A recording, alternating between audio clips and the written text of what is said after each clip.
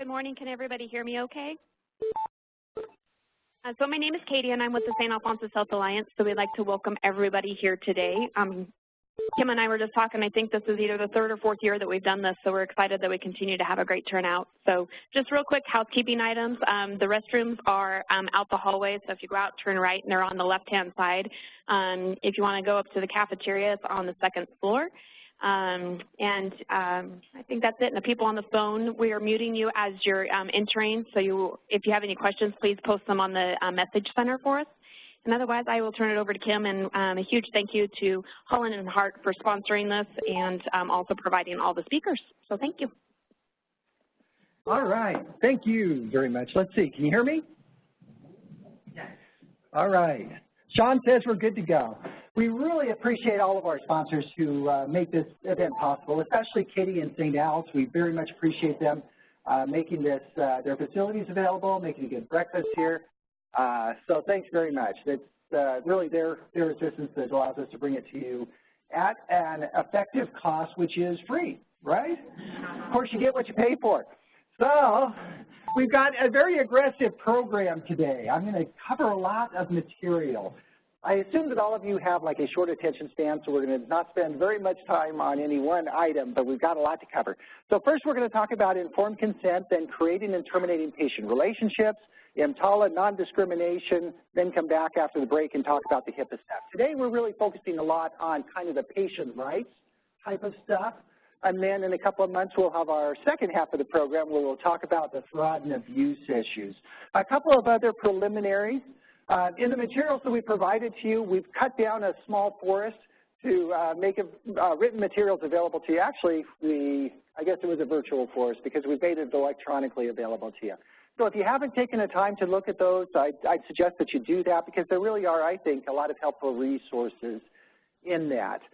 Let's see, what else did we need to say? Oh, yeah. In addition to everybody that's here in the room today, we've got about 40 or 50 sites that are appearing via teleconference. Most of those are in Idaho. Some of them are outside of Idaho. For those of you who are outside Idaho, I'm going to be focusing today primarily on issues and some of the statutes specific to Idaho, but the Idaho laws are really typical of most states. Just remember that if you're outside of Idaho, make sure that you go back and you check your particular state laws. With that said, I think that is all the preliminaries. Laura, did you have any other preliminaries? Katie, anything? All right, then we are good to go. Let's talk about informed consent. General principles when it talks about informed consent. General rule is you must have a valid consent for treatment. If you don't have a valid, or if the patient lacks capacity to give you a valid consent, then you need to make sure that you're checking for either an advance directive or you get authority from another person who has the authority to consent on behalf of the patient. If it's an emergency situation and you don't have contrary information concerning what the patient wanted, then you can go ahead and generally provide consent as if provide care as if the patient had consented. And finally, you must provide sufficient information to ensure that the consent is truly informed. What happens if you don't do that? Well, if you don't do that, you can expose yourself to tort liability. That's where the patient can come in there and sue you for a tort called lack of informed consent, battery, false imprisonment. In addition, you can get hit up for criminal penalties, administrative penalties, licensure actions, a lot of bad stuff. So, bottom line is, you need to make sure that you're getting effective informed consent. What are some situations where, you know, it may not be effective informed consent? I mean, none of you would intentionally do this, right? You're not going to throw the patient down on the gurney and start operating on him without their consent. But lack of informed consent can arise in certain circumstances that you may not otherwise think about. For example, it may be that you're treating a patient who lacks capacity to consent to their own care, either because they are underage or they are incompetent, they're on medication, they're stressed out, so they simply lack capacity under that particular circumstance in order to give effective consent. Next, it may be a situation where you ignore the patient's prior wishes. You didn't know that that patient had an advance directive, or you never communicated, the physician never communicated to the others that the patient said, no, I don't want this, or I do want that. It may be a situation where you continue treatment even though the patient has objected or withdrawn their consent. That doesn't happen too often, but it may be a situation where you provide treatment that exceeds the scope of the consent that you did give. Yeah, the patient consented to A, B, and C, but not to D, E, and F, where you decided, as long as you were in there, you're going to go ahead and take care of that other issue anyway. It usually occurs in a situation where you fail to inform the patient of the sufficient information so that their consent is truly informed. It's not enough just to have a consent. It's got to be informed consent in order to be valid. And if you're not providing sufficient information for it to be truly informed consent, then that consent's not effective. Finally, it may be a situation where you fail to effectively communicate with the patient. It may be that the physician's in there, he's talking, as far as the patient knows, he's talking in Greek. You know, he has no idea what this, phlebitis or whatever this stuff is. It needs to make sure that the patient understands in order for there to be effective informed consent. All right, let's talk about the Idaho statute dealing with informed consent. Idaho has its own statute found in Idaho Code 39-4501 et seq. You guys are all familiar with it. So how do you know whether or not a patient has sufficient capacity? Well, the statute states it. Here's the test. In Idaho, any person who comprehends the need for, the nature of, and the significant risks ordinarily inherent in any contemplated health care or treatment or procedure is competent to consent to their care on their own behalf. So that's the test. Do they have sufficient capacity to understand and appreciate what's going on, right? Who makes that determination? Initially, the healthcare provider. That's right, because the statute goes on to say that any healthcare provider may provide such healthcare and services in reliance upon such consent if the patient appears to have that requisite capacity, okay? Now, the court may second guess you at some point, so hopefully you want to document that and have a reasonable basis, but as long as the patient appears to have sufficient capacity, you can go ahead and provide consent. Well, what happens if they don't have sufficient capacity in the case of, for example, minors? Well, Idaho statute says, Idaho Code 39-4504, that consent for the furnishing of health care to any person who is incompetent to care for make their own decisions or who is a minor. Okay, so the assumption in Idaho is that minors can't consent to their own health care. In those situations, then there's this hierarchy of those people who can consent to their own consent on behalf of the minor. So the conservative approach in Idaho is do not allow the minor to consent to their own health care unless the minor is emancipated, which means that they have the authority to make their own decisions. There's a statute that allows you to go ahead, allows the minor to go ahead and consent to their own health care, or there's a statute that allows you to provide care regardless of the consent, okay? Those are the general rules if you want to be safe. Now, there's something called the mature minor doctrine. I'll talk about that a little bit later, but we don't know whether that applies or to the extent it applies in Idaho, so you're a little bit risky. So the conservative approach is minors generally need consent from their authorized personal representative unless the minor's emancipated. There is a statute that authorizes you to provide care. All right, so in Idaho, how are minors emancipated? What are the events? Well, if they're married or have ever been married, if they are serving in the armed forces, and that's the real armed forces, not the ROTC, living on their own and self-sufficient, if they basically, have left their parents, they're out there, they've got their own job, their own insurance, that type of stuff, they've essentially rejected the parent-child relationship, or if they've gone to court and the court has declared them to be emancipated. In Idaho, those are the emancipating events. But remember, even for emancipated minors, you still got to comply with that basic test. They still have to have sufficient capacity to understand and appreciate the consequences of what they're doing. You may have a minor who's 14-year-old and married, but probably if she got married when she was 14-year-old, she probably doesn't have sufficient capacity anyway, is she right? We're not in Arkansas. All right. So that is the general rule. Well, what about pregnancy? Is pregnancy an emancipating event in Idaho? No, probably not. Why? Because the Idaho statute specifically requires, general rule is parental consent for an abortion. If pregnancy were an emancipating event, then you'd never need to have parental consent because the minor would be emancipated. So we don't think that pregnancy itself is an emancipating event in Idaho. Okay, let's talk about some of those statutes that allow the minor to consent to their own health care. First, under the EMTALA, if the minor shows up at the emergency room under the EMTALA regulations, they basically state that the minor can consent to at least the initiation of the screening exam and stabilizing treatment. Second, under Idaho law, examinations, prescriptions, devices, and information concerning contraceptives, they can consent to that if, but only if, the practitioner determines that the minor has sufficient intelligence and maturity to understand the nature and significance of the treatment. Does that mean the minors can always get that? No, you have to make the determination that they have sufficient capacity to understand and appreciate the consequences of what they're doing. Next, there's under the federal statute, minors can consent to family health services that are funded by Title 10 of the Public Health Services Act, basically Medicaid. If Medicaid's paying for family health services, the minor can consent. Next, for drug treatment or rehab, a minor can consent. Age 14, testing or treatment for observation for reportable infectious communicable diseases. Age 14, hospitalization for mental health care condition. Note that the statute says hospitalization. Not real clear what would happen if they just checked themselves into some other, at a clinic, going to a local clinic in order to get that care. Age 17, unpaid blood donations. Those are pretty much the statutes in Idaho that would allow minors to consent to their own health care. All right, let's talk about that mature minor doctrine. In some states, they've recognized what's called the mature minor doctrine, which just simply says, look, there's no magic about the kid turning 18, right? So if the kid has sufficient understanding to appreciate what they're doing, then they ought to be able to consent to their own health care. Shouldn't matter whether they're 17. Now, the problem is we don't know whether that applies in Idaho because we've got these conflicting statutes, or at least ambiguous statutes.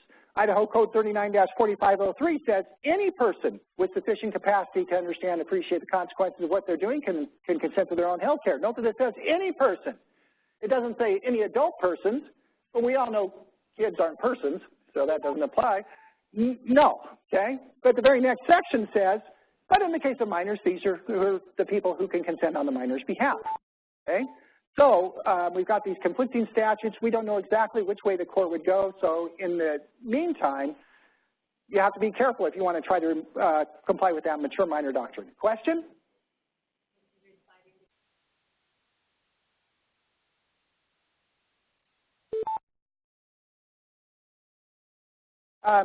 The question was, there is this Idaho statute that allows,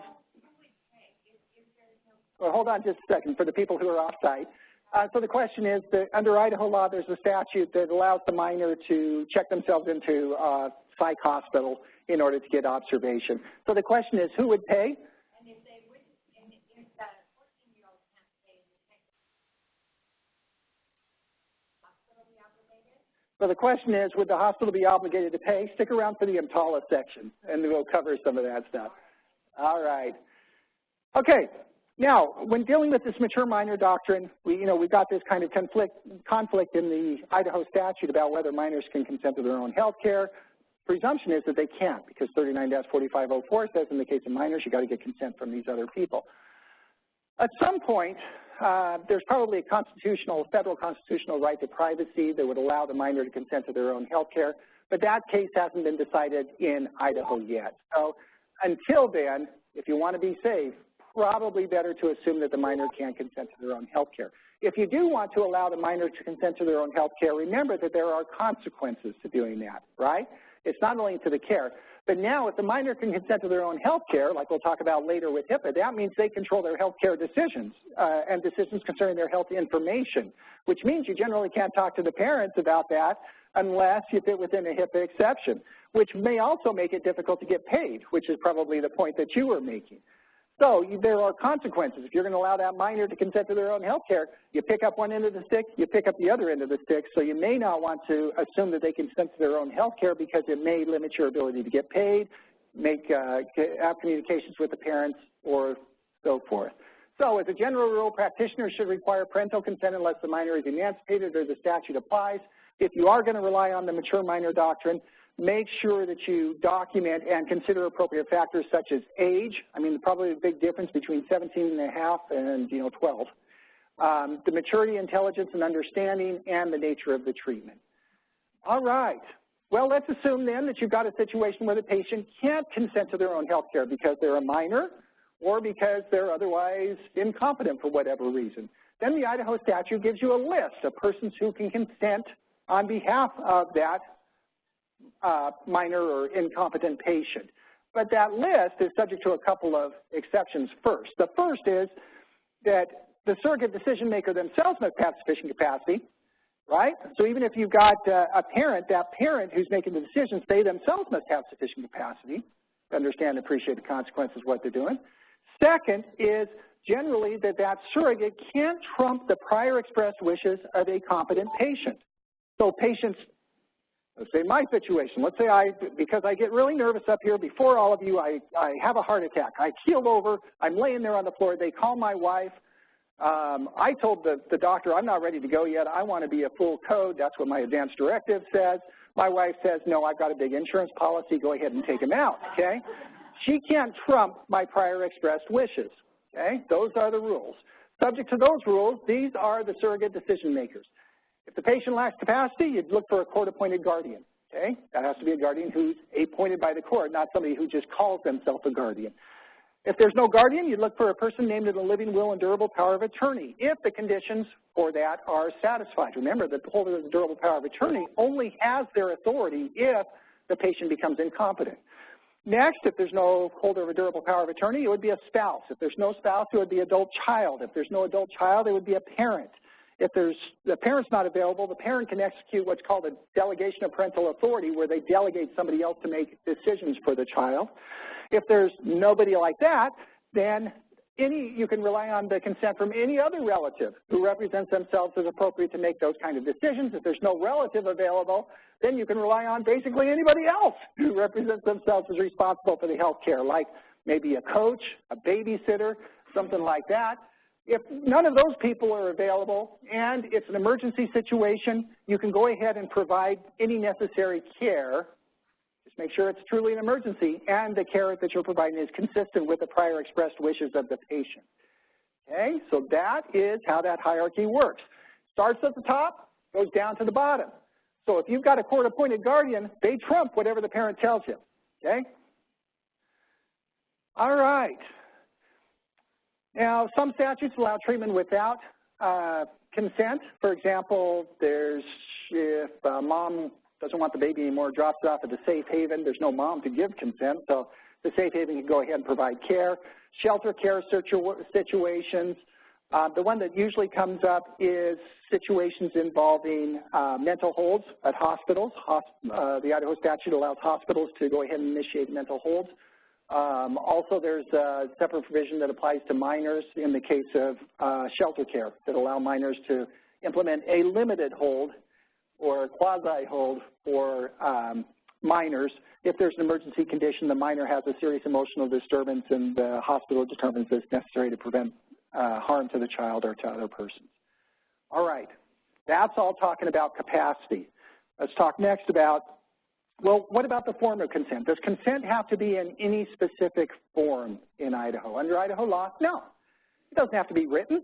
Consent could be implied, it could be oral, it could be written, but the more significant the risks associated with that care, the more important it is that you document informed consent, hopefully through a written informed consent.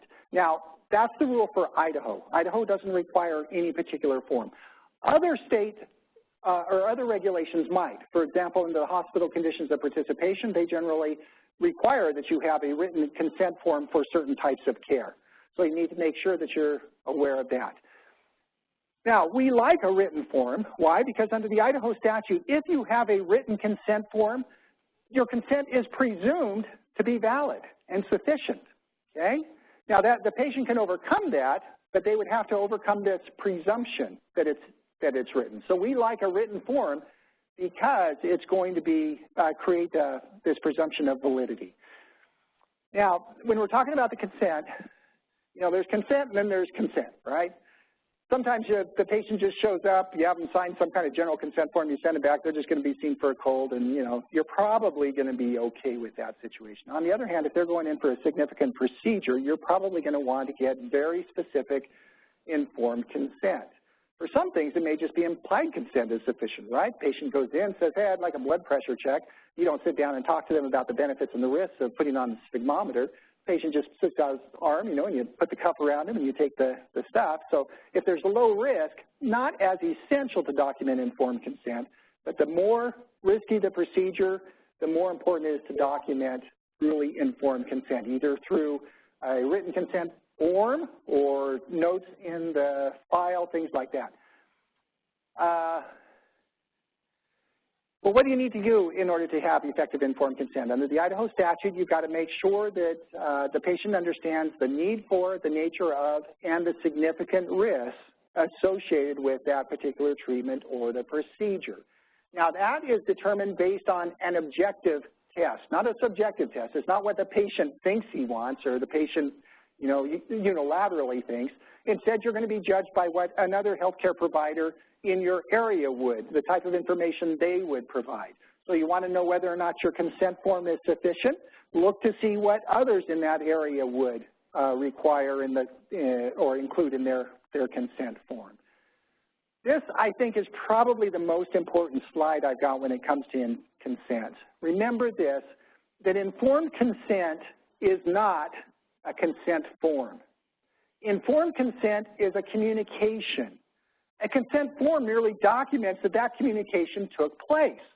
Informed consent requires the practitioner to communicate the relevant information to the patient, and the patient understands it, and the patient makes an informed decision based on that information that's provided. That's informed consent. A consent form is something that simply documents that that informed consent process took place. Don't ever allow your consent forms to substitute or assume that they are sufficient for informed consent, okay? So beware situations where consent may not be informed. Maybe the patient lacks sufficient education, intelligence, or maturity to understand the relevant considerations, or the patient does not speak the same language or suffers from a disability so that they, you know, you're sitting there explaining everything to them, but they have no idea what you're talking about because they only speak Spanish, okay?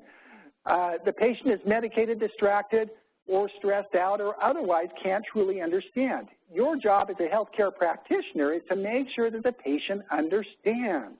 Okay, that's informed consent. So in determining that, you should evaluate whether the patient is in a condition so as to be able to process the information. You should speak at the patient's level of understanding. Beware language barriers. Rob's going to talk about the discrimination laws.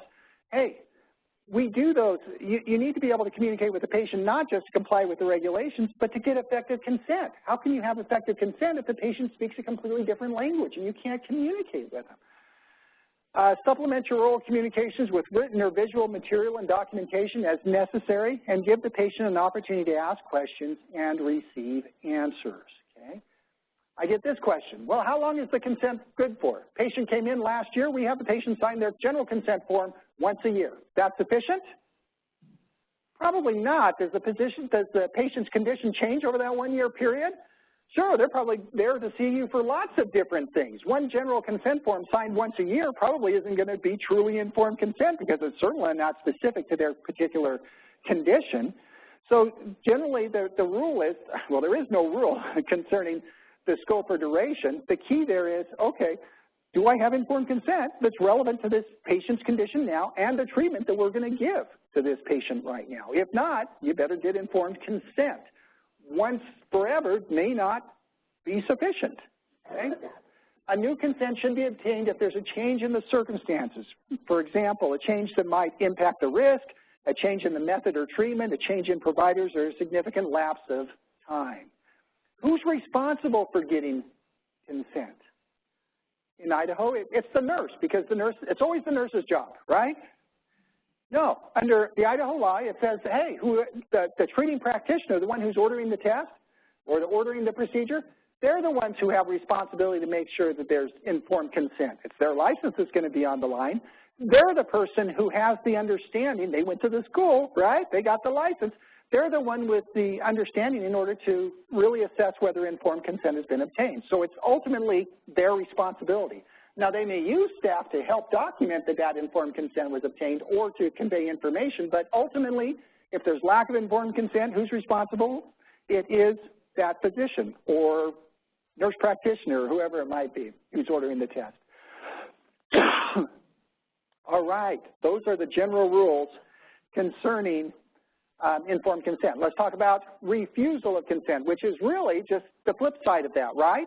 If the patient has the right to consent, they also have the right to refuse. Idaho specifically says, hey, we recognize a patient's right, inherent right to refuse consent. A competent patient has the right to refuse or withdraw their consent. Now, what happens if they do that? Well, you do against medical advice. You document that they're making their decision against medical advice. What are you going to want to document? Well, basically the same types of stuff that you would document for informed consent.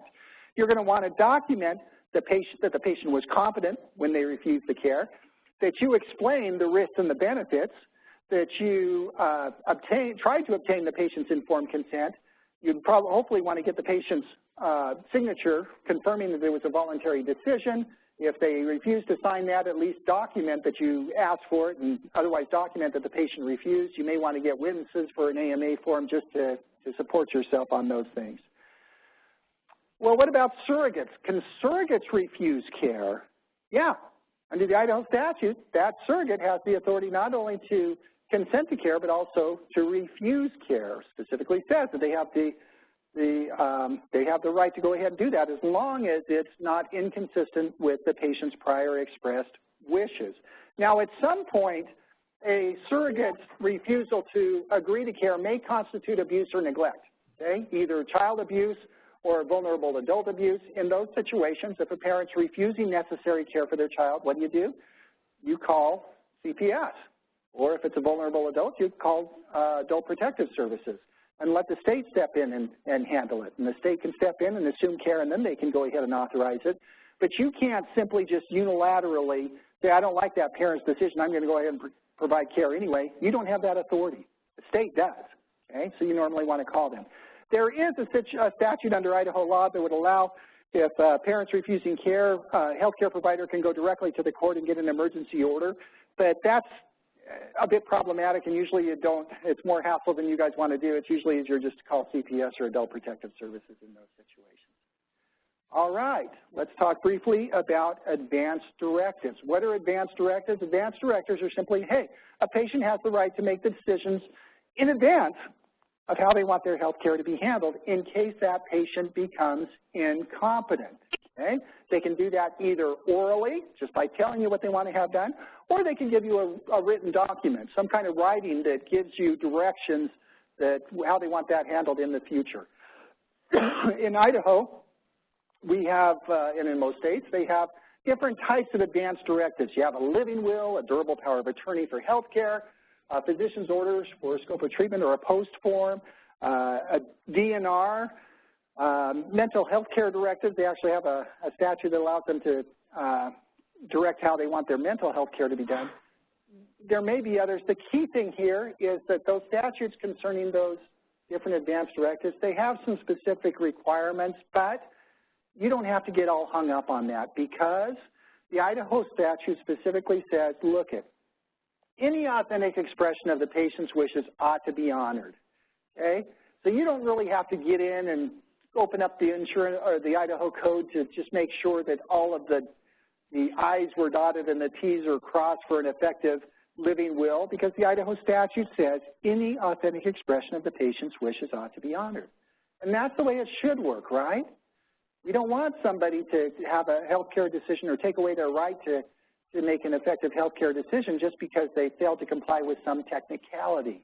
So any authentic expression of the patient's wishes ought to be honored. In addition, along with that, the patient has a right to revoke their advance directive at any time, pretty much by any manner, okay? So if they don't, if it's clear that they're revoking that, you just want to document that, and then you don't have to honor that advance directive. Now, sometimes there's this assumption out there that if a patient's going to go into like surgery or be under anesthetic, that automatically suspends their advance directive. That's not correct under Idaho law. Patient has a right to have that advance directive. There is no automatic suspension. We amended the statute a couple of years ago just to confirm this. A maker may suspend it. The patient may suspend that advance directive if they want to, but it's up to the patient to do it. Unless the patient executes that suspension of the advance directive, you don't have authority to unilaterally suspend it. Now, you may decide to do it, but if you do refuse to honor that advance directive, then theoretically the patient can come back and sue you for that. If the patient wants to suspend the advance directive, then they can manifest it to you. They can execute that, tell you, hey, we're going to suspend it during this particular procedure. If you don't like that, if you're refusing to provide care under those conditions, that you're only going to provide this surgery, if the patient's going to go into anesthesia, we're only going to provide the surgery if there is, if they suspend the advance directive, well, that's fine in most settings, or some settings you can do that, some you can't. But in some settings you can do that, but what do you need? You need the patient's consent. Make sure the patient understands that's what the rule is and that they agree to it, and document that. All right, those are the basics of informed consent. Any questions about any of those issues? Yes? Developmentally disabled adults. Okay, the question is developmentally disabled adults. So the individuals do not want, will not cooperate, do not understand mammogram. Okay. The guardian says. Okay, so we've got a situation. I'm sorry, we've got people off, so I'm just going to kind of repeat what you're saying for the people who are remote. So you've got the situation of developmentally disabled patient. They don't want the particular care. And they'll sometimes fight or refuse or whatever. And the guardian says, I do not want them to have these procedures because it would entail holding them down and creating a lot of pain and distress for them. So they're declining to have these done. Okay, so the guardian's saying, hey, I don't want to have these things done, like pap smears, preventative services that would be within standard of care. The guardian's refusing to have that done because it creates distress for the developmentally disabled person, right? So what's my obligation in that scenario? So the question is, what is the obligation for the provider in that particular scenario? So here's how it generally works. General rule is the guardian would have the authority to make healthcare decisions, right? So then the question is, okay, does their refusal to allow that care constitute abuse or neglect? If it does constitute abuse or neglect, then you would be obligated to report it. When in doubt, my advice is, hey, call CPS or call Adult Protective Services. Tell them, hey, I've got this particular situation here. Don't give them specifics about the name because you don't want to be concerned. You want to be concerned about the HIPAA issues, right? But just say, I've got this situation here. Is it reportable? If they say yes, go ahead and report it and let them step in. If they say no, fine, document that. But then you've taken the appropriate steps generally. Okay, now there is a separate Idaho statute that in the case of developmentally disabled persons, it's in Idaho Code 66, there's a special rule that says for developmentally disabled persons, the healthcare provider or the guardian can, if they've been appointed pursuant to the statute applicable to developmentally disabled persons, that they can't withhold or withdraw life-sustaining care, artificial life-sustaining care or other care, unless certain circumstances would apply. They simply haven't got the authority to refuse to do that, okay? So in some circumstances, that statute may apply, but you'd need to make sure that first that guardian was appointed in the developmentally disabled statute. Second, you'd need to make sure that the type of care that you were talking about was that life-sustaining care that would otherwise result in immediate, death or injury to the person, okay? And in that case, it may be a situation where they don't have the authority to refuse, and you can go ahead and provide care under that statute. Good question. What do you think he was going to say, though? I don't know. I haven't ever had that call with them, but I would document it because they're the ones with the authority. You don't have that authority to go ahead and provide care over the guardian's wishes. Okay? But you've done your duty by calling them. Just make sure you document that you did that. Okay. Question.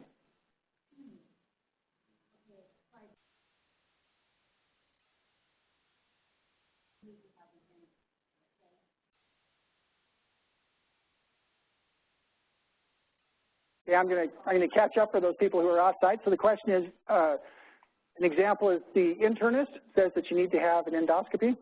Okay, it doesn't really explain why or anything like that.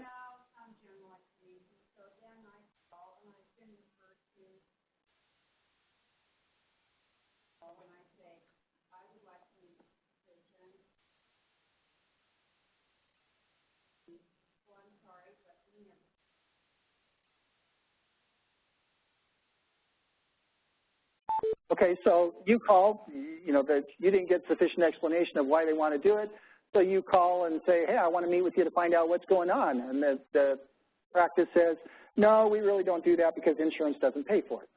Okay?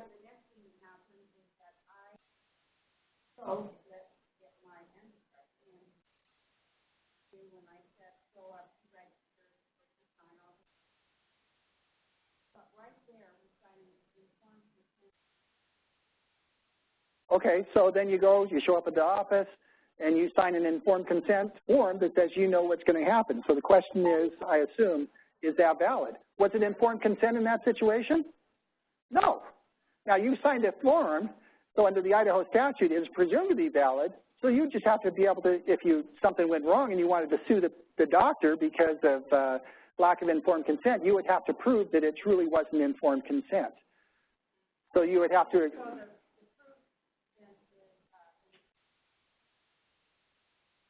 It's always going to be, the patient is always, if the patient's going to sue for lack of informed consent, that patient is always going to have the burden of proof.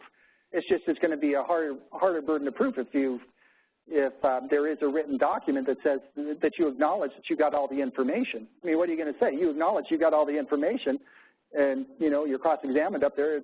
But you signed this. If you really didn't have the information, you shouldn't have signed the form, right? So the bottom line is, yeah, as a practical matter, you probably ought not to be signing the form if you really didn't get the information. Now, from the physician's perspective, you know, most of the time the patients just, you throw a bunch of paper in there, they never read it anyway, right?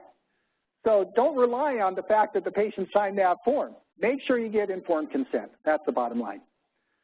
All right. I think that comes to the time, right, Laura? We're out of time on that topic. Ready to move forward? Ah, Laura says we're doing well. We're actually ahead of time. All right, any other questions before we move on? Yeah, one other question.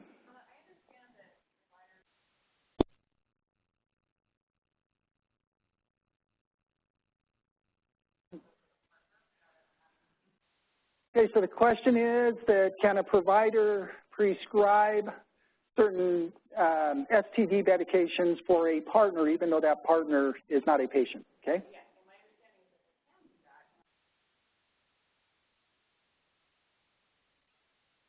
Okay, so they understand that they can do that. Is that for minors also?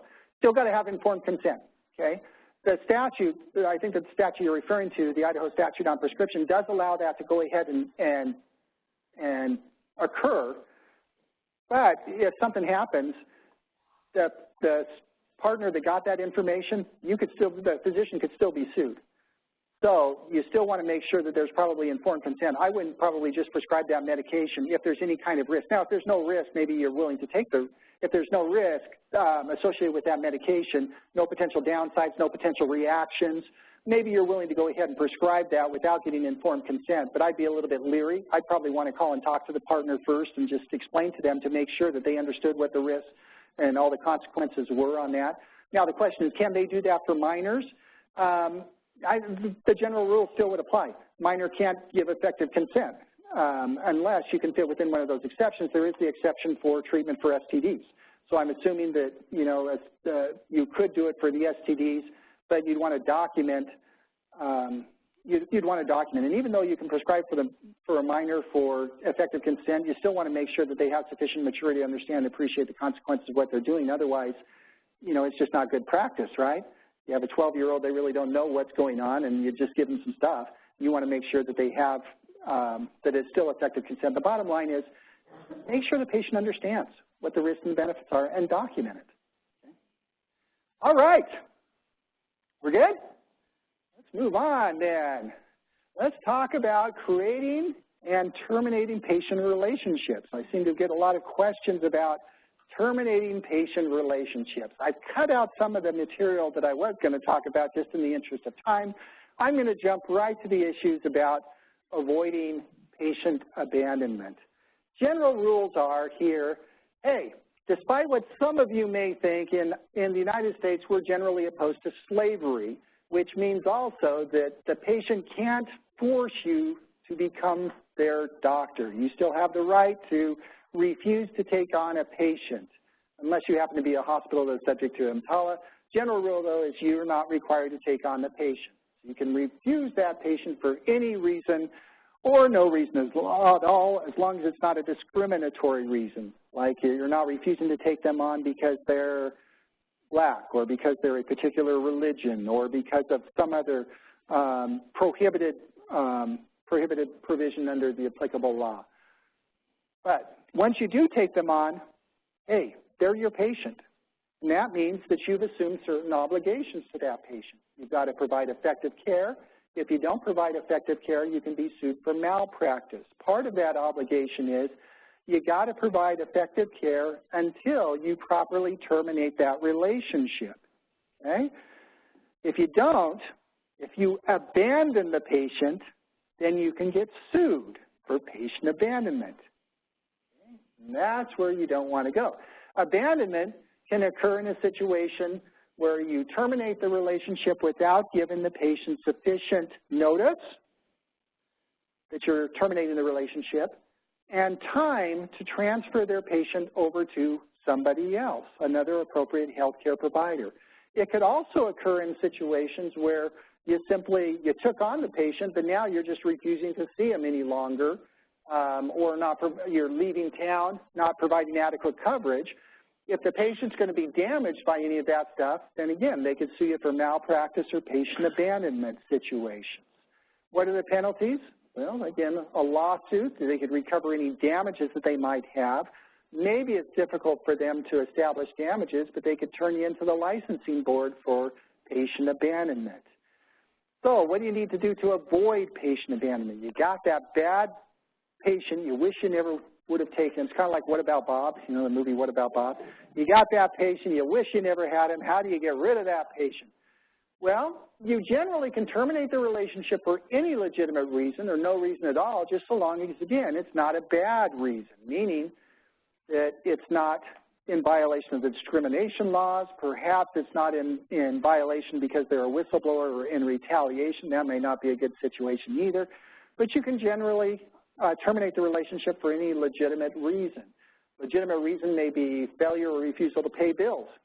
Could be breakdown in relationship or communications, disruptive conduct, noncompliance with your treatment plan, missed appointments, whatever. You know, he parked in the physician's parking stall. That's okay too, okay? You can terminate him for any reason or no reason at all. That's the general rule. Now, you may limit your ability to terminate if, again, you're a hospital under EMTALA, you've got that obligation, we'll talk about it in a little bit.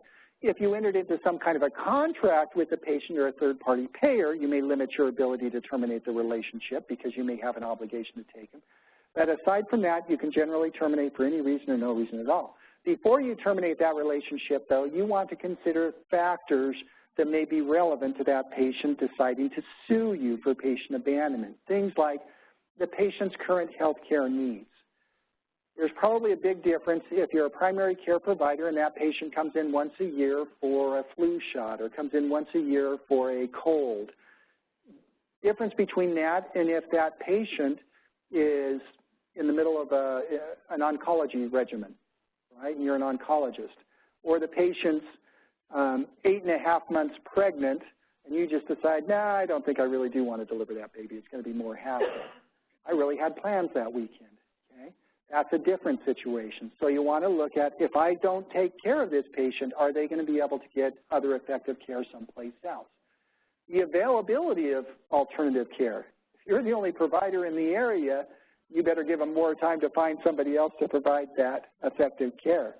A basis for termination. Is it a legitimate, reason? If this goes before a court and a jury, are they going to be sympathetic to the issue that this patient parked in my parking stall and that really ticked me off versus, the patient was throwing things at me in the room. Whether the patient is in a protected class. Is it a situation that they're Muslim or something like this? And if we terminate that relationship, it is going to look like that maybe I did it for discriminatory reasons. What is your documentation supporting the termination? If you have to justify why you did what you did, is it adequately documented? I get this question quite a bit. This patient's really, really a jerk. He's calling my staff names. He's making inappropriate comments to my staff. He's non-compliant. Okay, well, what have you documented in the record? Oh, we never documented any of it. Well, can you do it? I suppose so, but if the patient sues you, you may have a hard time coming up with the proof of that. So you may want to make sure that the record is adequately documented before you pull the trigger. You may want to document, among other things, alternative actions. You know, did you try something else before you actually take the nuclear option and just terminate them from your practice? Did you give them repeated warnings and they refused to comply with warnings? Did you have some kind of a patient care conference where you came in and had them sit down and say, look, your conduct's inappropriate. Unless you change your conduct, we're going to have to terminate the relationship. And here, sign this document confirming that this is what you agreed to do. That kind of stuff can help you if you need to terminate the relationship. Now, if you can, after all of those considerations, you believe that termination is necessary and appropriate, again, it depends on the seriousness of the patient's condition, all of those things, then you're going to want to follow the appropriate steps. First, you're going to want to notify the patient in writing, because you want to document it, right? You want to notify the patient in writing and possibly orally. Some people will say, you know, just tell them you're terminating from the practice, don't tell them why. I don't really like that approach because I think that just leaves the patient, you know, kind of hanging out there, and they may have worse feelings. They may be inclined to take further action against you. Or if nothing else, I don't like it because if it ever goes to a jury on that, I want to be able to explain why we did what we did, right? But you put it in your words, right? You don't just call them an SOB or something like that, but you would say, you know, because of your recent behavior, you know, we're not able to provide effective care. You know, we have to provide a professional work environment. We owe that to our other patients and to our staff, and your conduct prevents us from doing that. As a consequence, we're not going to be able to provide you effective care. Something like that. Some people will say, just put that in certified mail, send it to the patient, and you're good. The problem with that is, especially if the patient's really a jerk, they won't go to the post office to pick up their certified mail. So what happens? Well, I sent the notice, but the patient never got it. Okay? The whole goal here is to make sure the patient got the notice. What are they going to say? I was too sick. I couldn't go to the post office. You abandoned me. Okay? So you want to make sure that that communication actually gets to them. Certified mail is okay, but I would send a regular mail. Actually, what I've started doing is sending it just like by FedEx or UPS with confirmation of delivery. It's easier to get them to that. But the key there is you want to make sure that you have that communication. So send it in writing. You may also want to discuss it orally, particularly if there is ongoing treatment that they need, and you need to make sure that they understand the risks and the consequences of that so that they can get that effective care. Next, you need to provide any necessary care in the interim. Remember, this is patient abandonment. The abandonment comes if you're not providing the effective care in the meantime. So you need to go ahead and agree to provide effective care in the meantime, okay? And then you should give them sufficient time in order to transfer their care. And that's what's sufficient time? Well, it depends on the circumstances, right? 30 days is kind of the standard, but it's not mandated. I mean, if it's a situation where they're, like I said, their primary care, you see them once a year for a cold, you probably don't need to give them a whole lot of lead time, right? Because they can go down the street to get care someplace else. On the other hand, again, if they're 9.5 or 8.5 months pregnant, you know, it may take a little bit longer to find an OBGYN who's willing to take them. Or in the middle of an oncology regimen, it may take more time. You may have to give them more time in order to transfer their effective care. Just make sure you look at the circumstances. Think again, am I going to be able to justify this to a jury if it ever goes to a jury? Okay. Did you have a question?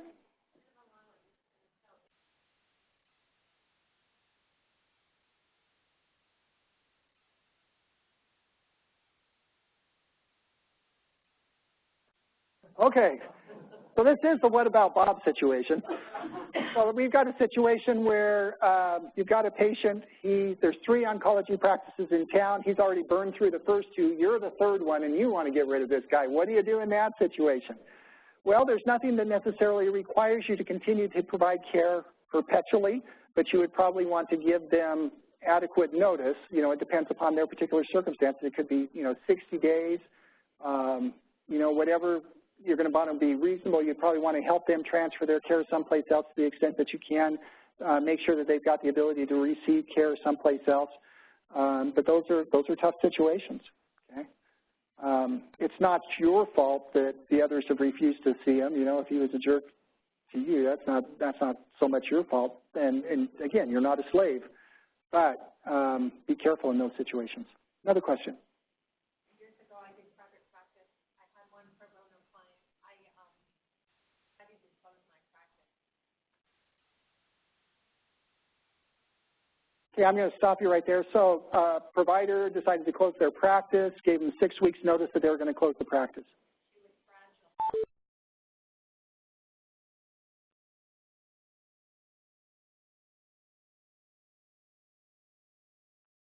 And so it was a situation, nobody else wanted to take her as a patient. Because there was some liability and no waiver.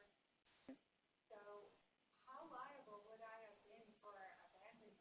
Finally closing my practice? So the question is, how liable would you be for abandonment? I don't think that you would probably have much exposure in that case based on the Idaho board and that. You gave them 6 weeks. It's not like you're required to provide the care ongoing.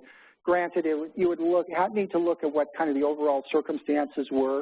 Again, if she's finishing up an oncology regimen, that might be different. If it's just simply a primary care practice, then for mental health still, you know, it's tough situations, but you're not required to provide care perpetually. I think that you'd probably be okay under 6 weeks. All right. You're going to want to retain that letter in the patient chart, so that if there is a situation that arises in the future, you've got the documentation. Once you send that letter, make sure everybody else in your office knows that you're not to accept that patient, because what happens if they call up and they set another appointment with that patient? Well, you're right back in the soup again, right? So you want to make sure that everybody knows that you're abandoning, or not abandoning, that you are terminating. You're terminating that patient relationship. If you're a hospital, you know, unfortunately, you've got EMTALA that you got to be worried about, so you don't have the luxury of just simply saying, we're never going to see you again. You may dismiss the patient from the hospital's clinic practice, but you would probably want to make sure that they understand when you send that letter that we will continue to provide emergency care for you as required by EMTALA. Now, with all of that said, there may be situations that justify immediate termination, right? Ultimately, you need to do what's best for the safety of your patients and the safety of your staff. So if you've got a patient who's threatening to, I actually had this call last week, patient threatening to come back and go postal, you know, I'm not going to say, okay, well, you've only got 30 days to come back and go postal after that. No, you do what's necessary, but you want to darn well document why you did what you do. Again, think about if this were going to go to the jury, would it be reasonable, the action that I was taking, okay? So if you are going to terminate immediately, make sure that the reasons justify that immediate action. But the general rule is give them 30 days notice and an opportunity to change their conduct. All right, any questions concerning patient abandonment issues? Katie, was there a question from out there in the cloud? Well, there was, but I actually have one from the last topic, and we just realized that they're not coming back here. So, all right. This one is from James Lineberger, and he would like to know, so he works for anesthesiologists, and they routinely order pregnancy tests for patients, and he's wondering what they're required to do on with a minor if it's a positive pregnancy test. Oh, good question. So everybody heard that, right? It was on the mic, so everybody's heard that. So the general rule is who ordered the pregnancy? I guess James, who ordered the pregnancy test? So assuming that it was somebody who was qualified to order the pregnancy test, whether it was the minor or whether it was the parent, it comes back. So now they've got that pregnancy test. So the question I assume is, what do we do with it? Can I disclose it to the parents, or do I just disclose it to the kid? Well, if the minor had the authority to request the test, then the minor controls their health care decisions, right? We'll talk about that more in the HIPAA stuff. So you would not be able to disclose it to the parents unless you had an exception that would allow you to make the disclosure to the parents. Now, with that said, we know the pregnancy itself is not necessarily an emancipating event in Idaho, so there's a question about whether or not the minor is competent to make health care decisions. The assumption It's not a black and white situation here in Idaho. The general rule, though, is probably this. If you allowed the minor to consent to their own health care to get that pregnancy test, the assumption is that you already made the determination that minor can consent to their own health care. That means that minor controls their decision. You can't disclose the information to the parent unless you fit within a HIPAA exception. On the other hand, if you got that consent from the parent, then you can go ahead and disclose it to the parent because the parent is the personal representative for purposes of the Idaho statute and under HIPAA. So that's kind of the practical effect of that. Okay, so that's where you've got to be careful about assuming that the minor can consent to their own health care because there are consequences to making that decision.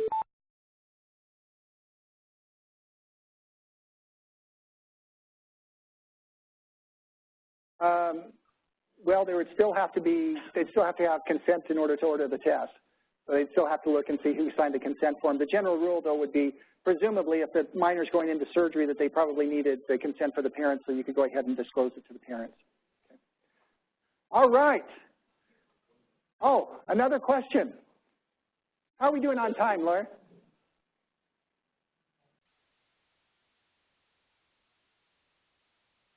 About how long? About 3 minutes. Okay, we got time for another question. So it says, what is our opinion on abandonment of care in regards to a provider refusing to refill patient medications due to overdue follow-up? Oh,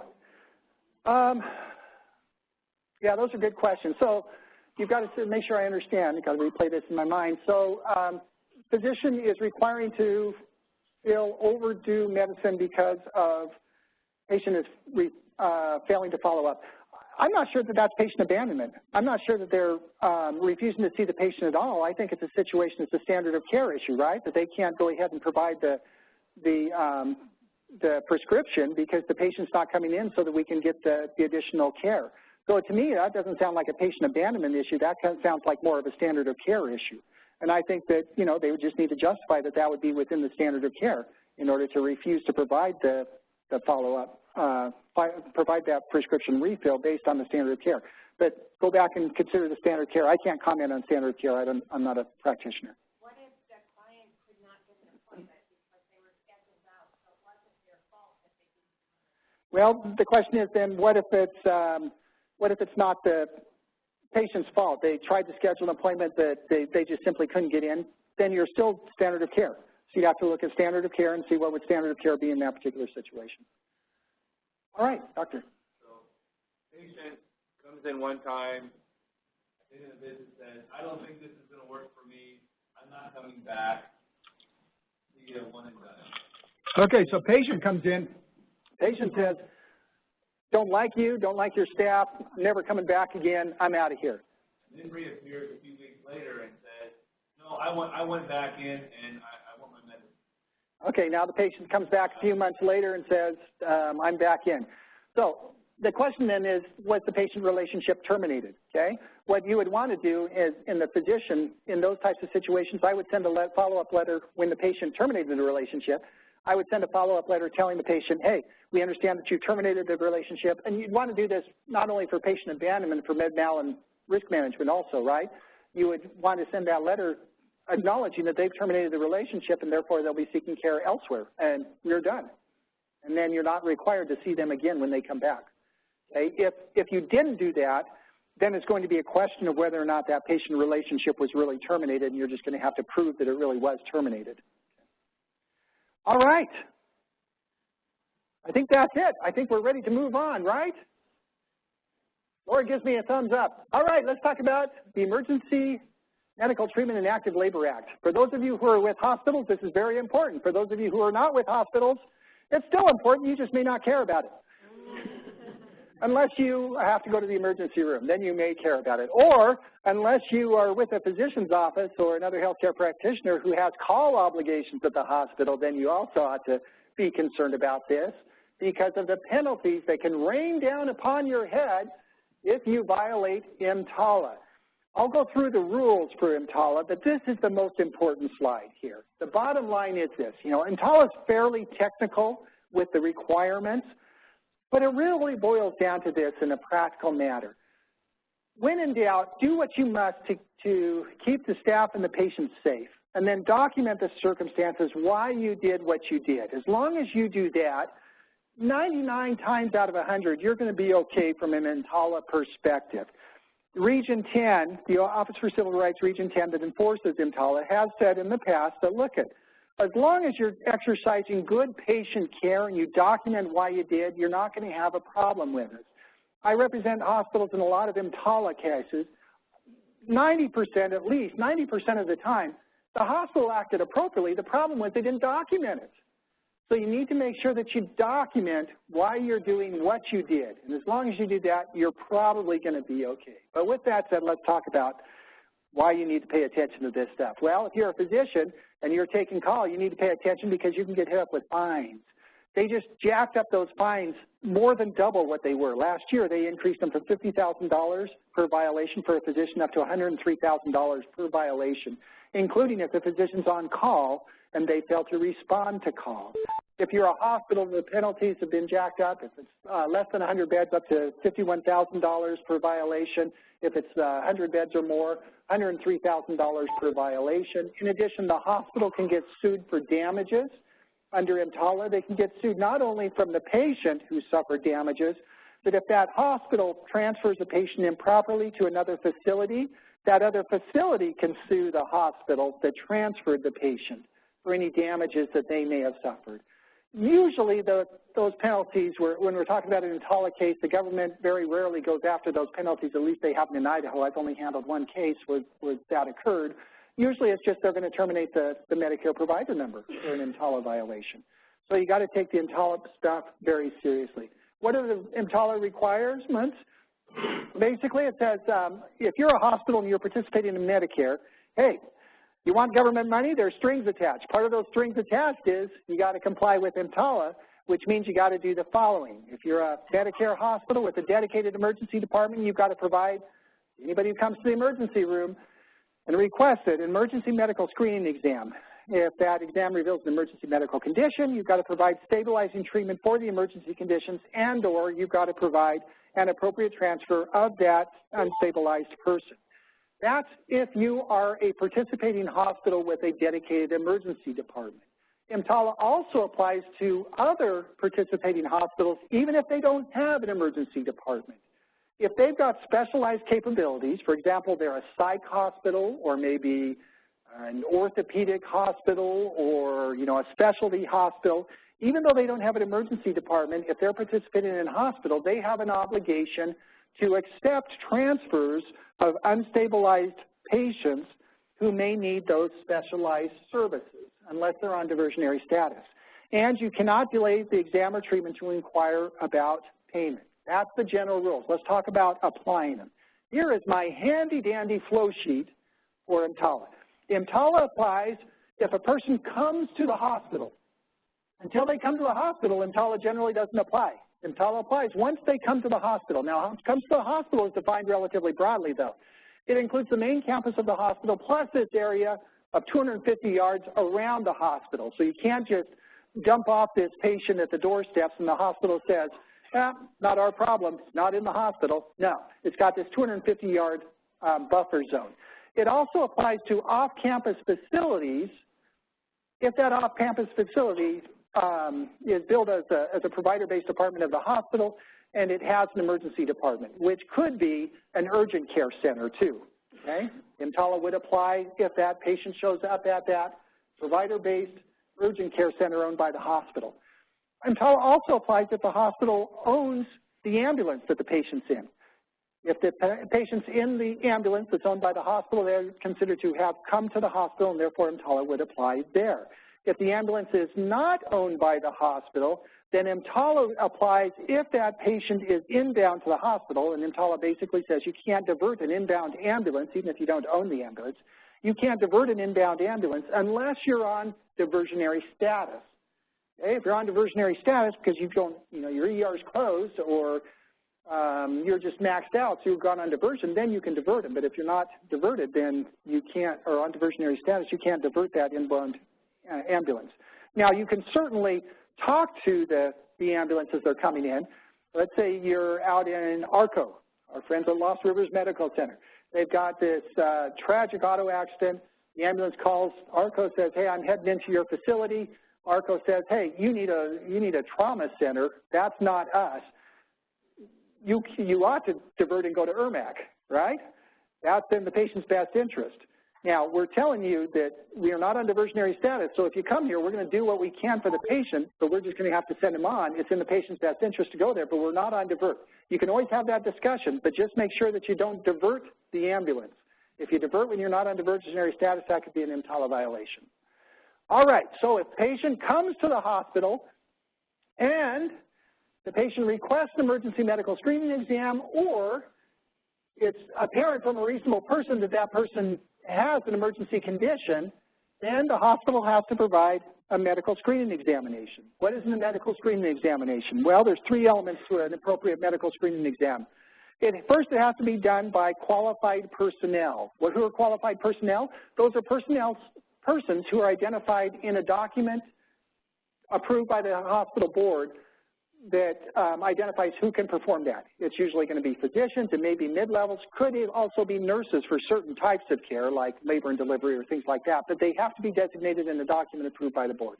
Second, the screening exam has to be done using the capabilities of the hospital, right? So if the hospital needs an on-call physician, they've got a physician on call to bring him in, they need to bring in that on-call physician to go ahead and provide the services. Any of the services that are available at the hospital have to be used in order to provide that screening exam depending upon the patient's treating symptoms or presenting symptoms.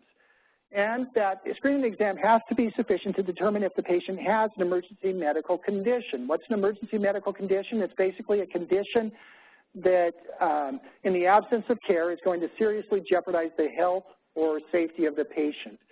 Or if the woman's in contractions, then she's presumed to, if she's in labor, then she's presumed to have an emergency medical condition unless you've certified that she's in false labor after a reasonable period of observation.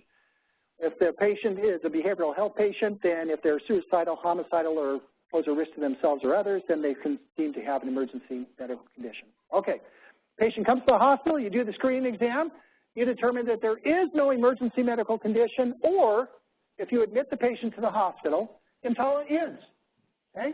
You may commit malpractice. You may also violate conditions of participation, but EMTALA ends. Once you've determined that the patient does not have an emergency medical condition, or you admit the patient to the hospital. See, once you admit the patient to the hospital, we don't need EMTALA anymore because you've now assumed the standard of care, you've got other obligations, you don't need EMTALA anymore. EMTALA was designed for those situations where the patient wasn't admitted yet, okay? So once you admit them, then they're okay. On the other hand, let's say you did the screening exam, you determined that they do have an emergency medical condition, you haven't admitted them yet, then what do you got to do? Then you've got to provide either stabilizing treatment or an appropriate transfer, okay? If it's stabilizing treatment, is basically treatment that's necessary in order to, well, if you look at the regulations, basically the patient's stabilized if you can transfer them to another facility without any decline in their condition, okay? That's what the regulations say. The interpretive guidelines that came out actually impose a different standard. And the interpretive guidelines, they state that the patient is stable if the emergency nature of that condition has been resolved even though the underlying condition may persist. Now that's arguably a different standard that's in the regulations, so just be aware of that. But the bottom line is, hey, if the patient is stable, that they can be transferred or discharged home and receive follow-up care without any kind of decline in their condition, then they're stable. If the patient's stable, then you can go ahead and discharge them or transfer them to another facility. EMTALA ends once the patient's stable, okay? If they're not stable, then you've got to continue to provide stabilizing treatment or you've got to provide an appropriate transfer. What's an appropriate transfer? In order for it to be an appropriate transfer, you've got to provide stabilizing treatment necessary, do what you can during the transfer. You've got to contact the receiving facility and make sure the receiving facility agrees to accept the patient, and you've got to use appropriate means to transfer the patient. Private car, I get this question, can you transfer by private car? There's nothing under EMTALA that says that you can't, but you're always going to be second guessed. So you better darn well be careful before you transfer by private car. If you are going to transfer by private car, I would always offer an ambulance and let the patient refuse, and then document that the patient or the personal representative refused the ambulance. If they're going to go by private car, I would certainly give them instructions. Go directly there. Do not, pass go, collect $200. Do not stop for burgers along the way. If something occurs during the meantime, during the transfer, then call us. Make sure that somebody else is able to transfer them so that they're protected during the transfer. You want to document that you've done everything that you can and you gave other alternatives before you send them by private car. Fourth, when you're doing the transfer, you've got to make sure that you send appropriate records. The records that you've got available at the time you send with the patient. Additional records that you come in, like lab tests, you've got to send them after. Part of the records that you've got to submit is if you called an on-call physician and that physician refused to come in, part of the records you need to send to that other facility is the name of that physician who failed to come in. You've got a narc on that physician. So for you who represent on-call physicians, this is another reason why they need to know that they need to respond, because if they refuse to respond, their information has to go to that receiving facility, and that may get turned into the government. All right, that is a brief overview of how EMTALA works. A couple of comments. Again, I cannot emphasize this enough. Document, document, document, because if it's not in the chart, it didn't happen, right? So make sure that you document. You're going to want to document an appropriate exam, that there was no emergency condition if there wasn't. If they did have an emergency condition, document whether the patient's stable, because if they're stable, then EMTALA ends. You may have malpractice obligations, you may have other Medicare problems, but their EMTALA would technically end. If the patient refused care or requested the transfer, you want to document that. You've got to document that if you are going to transfer them, the certification from the physician that the benefits outweigh the risk and the like. All right, a couple of other comments about the appropriate transfer. So the patient's in the facility. You want to transfer them because they need additional care someplace else. If the patient's not stabilized, the hospital may not transfer or discharge the patient unless you've got one of two things. First, you've either got to have either the patient or their personal representative requesting the transfer, or you've got to have a physician certifying that the benefits of that transfer outweigh the risks. It always has to be a physician. Only a physician can certify that the benefits of the transfer outweigh the risks. A lot of times, especially the rural facilities, they may staff their ER with nurses or with mid-levels, advanced practice professionals. I didn't mean to offend any of you mid-levels out there. Okay. But in that situation, the physician is the one that still has to certify that the benefits outweigh the risk. If the physician is not on site, you have to call the physician, explain the situation. The physician can go ahead and certify that the benefits outweigh the risk. You can go ahead and make the transfer. Then the physician would have to sign the documentation afterwards certifying that the benefits outweigh the risk. Okay. All right. Talked about that. Okay. EMTALA also says that if that patient shows up, the hospital cannot delay the exam or treatment to inquire about payment. Yes, I see that you've got that gunshot wound, but could you please show me your insurance card?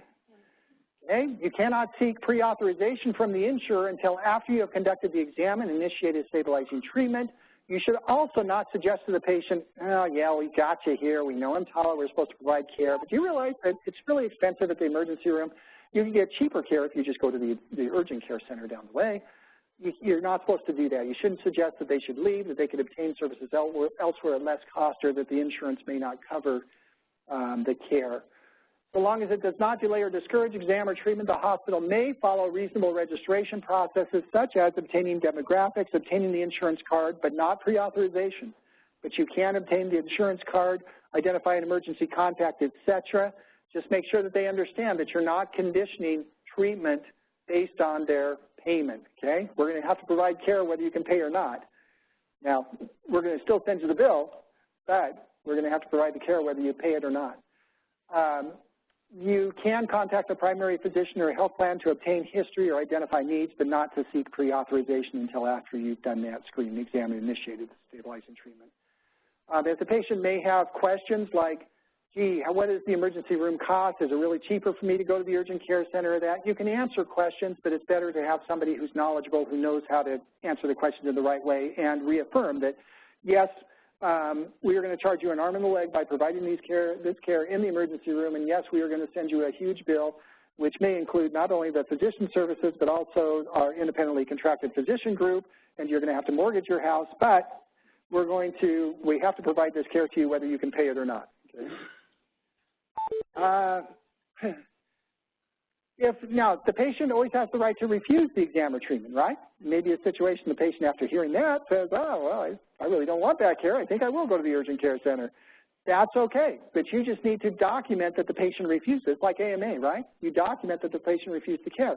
Under EMTALA, they specify what they want you to document, that you offered the exam, treatment, or transfer. You're actually supposed to document what you offered them, what the exam or treatment was that you offered. Document that the risks and benefits were explained to the patient. Document the basis for their refusal. If they refused, why did they refuse? Take reasonable steps to secure the written informed refusal, and if the patient refuses to sign, then document why they refused.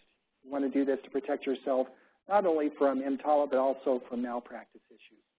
Now, all of that applies to the hospitals that have a dedicated emergency department if the patient shows up there.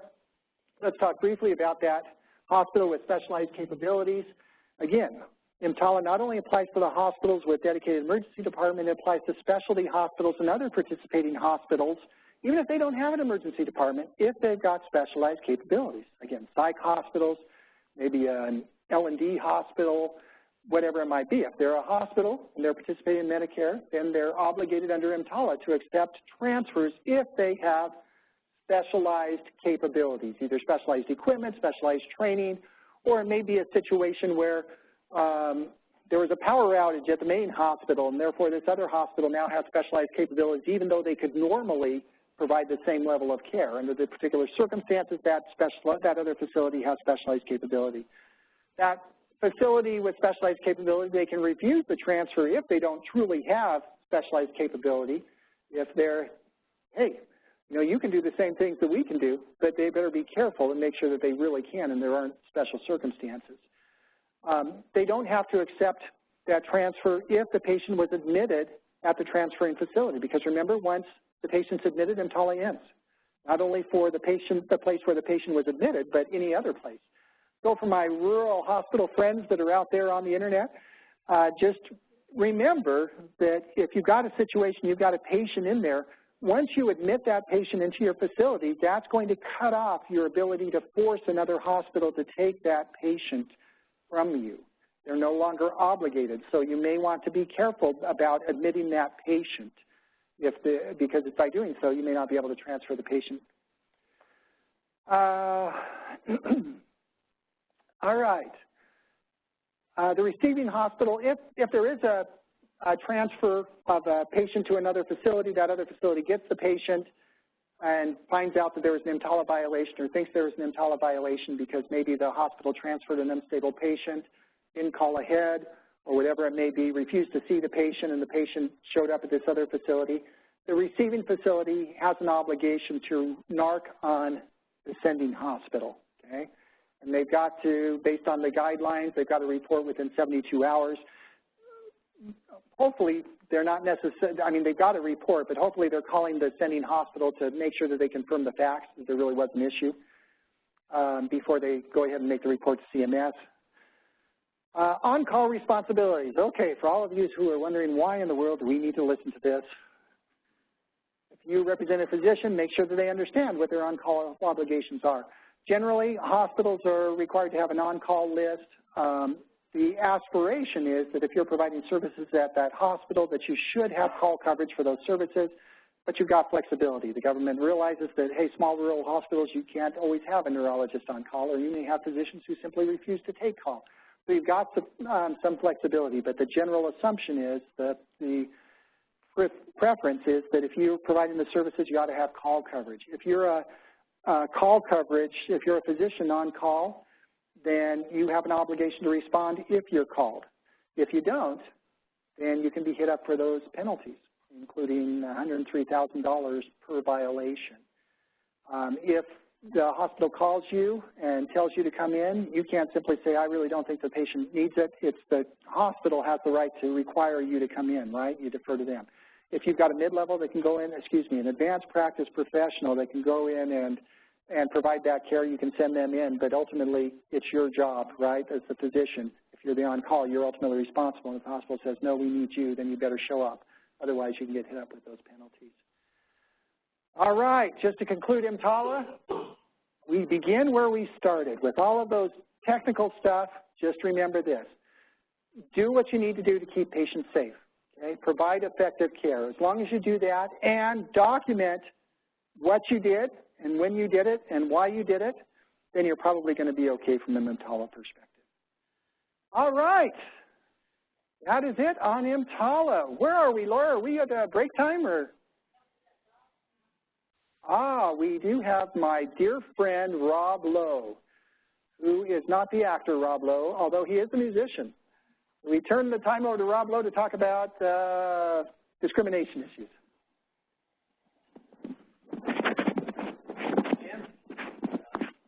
Yes, unfortunately, you have one more person.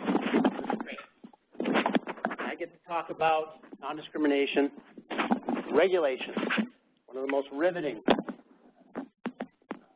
topics you'll hear today. So, bear with me. Let's see.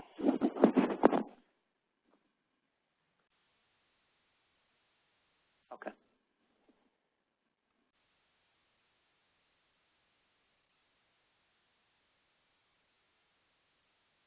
Please bear with me as I have technical difficulties here. There we go.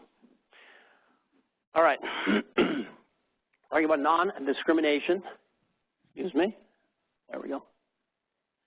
You should have some written materials in your packet. They give a great overview of the non-discrimination statutes and rules you need to follow. I will quickly go through the Affordable Care Act non-discrimination rules, section 1557. Talk about its application, notices, requirements, and taglines. Talk about persons with limited English proficiency, what you need to do to accommodate them, persons with disabilities. Talk about enforcement, what happens if you don't follow these rules, and then we'll end off with service animals. Talk about dogs. Good way to end it. So as I mentioned, we'll focus on the ACA non-discrimination rules, just as they apply to healthcare providers, not the health plans, for this presentation. You have to remember there are other federal and state rules that will still apply with respect to non-discrimination. You need to be aware of those. But we'll focus on the ACA rules. So, section 1557 states that an individual shall not, on the basis of race, color, national origin, sex, age, or disability, be excluded from participation in, be denied the benefits of, or be subjected to discrimination under any health program or activity, any part of which is receiving federal financial assistance. So prohibits discrimination on those bases, but it doesn't preempt or replace other discrimination laws, as I mentioned, and although it doesn't include a religious exemption, it doesn't replace other federal and state protections for religious freedoms. Now, with respect to definition of sex discrimination, that does include gender identity. You're supposed to treat persons consistent with their gender identity. However, as many of you know, there was a federal judge that issued an injunction against the enforcement of those provisions regarding transgender persons and termination of pregnancy. That was from the Franciscan Alliance versus Burwell case. That was back at the end of 2016. I did note that in the summer of 2017, Trump administration did make a filing in the case and asked that it be remanded back to Department of Health and Human Services because they're considering changing it and altering the language. I don't know what that is going to be, so stay tuned. But apparently they're looking at it. So now these rules apply to any entity that receives federal financial assistance from HHS. That would be Medicare, A, C, and D, parts A, C, and D, but not B. So not for durable medical equipment, not for ambulance services and research. So basically applies to hospitals and nursing facilities, clinics, medical practices, physicians, and any health program that HHS administers, and insurance marketplaces. So what are the requirements? Well, one, you have to sign a form that says, I promise I'll comply. And if you're an entity, covered entity that has more than 15 employees, you have to actually appoint a compliance officer, and you have to establish a grievance procedure. Now, you can find an example of the grievance procedure on the HHS website. That website is gold. It's a gold mine of examples and forms. I suggest you go there and rely on that. So what do you need to do? After that, after you agree you're going to comply, you must post your notices of discrimination, of non-discrimination, and the taglines. We'll talk about those in a minute. You cannot discriminate on those basis of race, color, national origin, sex, age, disability. Treat everyone equally in the health care they receive. You have to provide language assistance to persons with limited English proficiency, or LEP persons. Provide auxiliary aids to people with disabilities. And then finally, if you're going to construct a new facility or you're going to alter your facility, you have to adhere to the, or make sure that the new facilities are accessible. Okay, notice requirements, two types. There's a notice and then there's a statement. The notice is longer and it has 7 elements. We'll talk about it in a minute. You have to post them in public places, on your website, and in significant publications. Then you've got the statement, which is much smaller, doesn't have the 7 elements, and you only need 2 taglines to follow it. And those will go into small publications, things like a postcard or a trifold pamphlet. Bless you. And with respect to the notice of non-discrimination, here are the 7 elements. In your notice, you must state that 1, you will not discriminate on those enumerated bases. You will provide the auxiliary aids. You will provide language assistance. And they have to be free of charge and timely. You have to explain how you're going to get these services. What's the contact info for the compliance coordinator? How do you file a grievance? And how do you file a complaint with the OCR? And again, go to the HHS website. They have examples of these notices and these statements.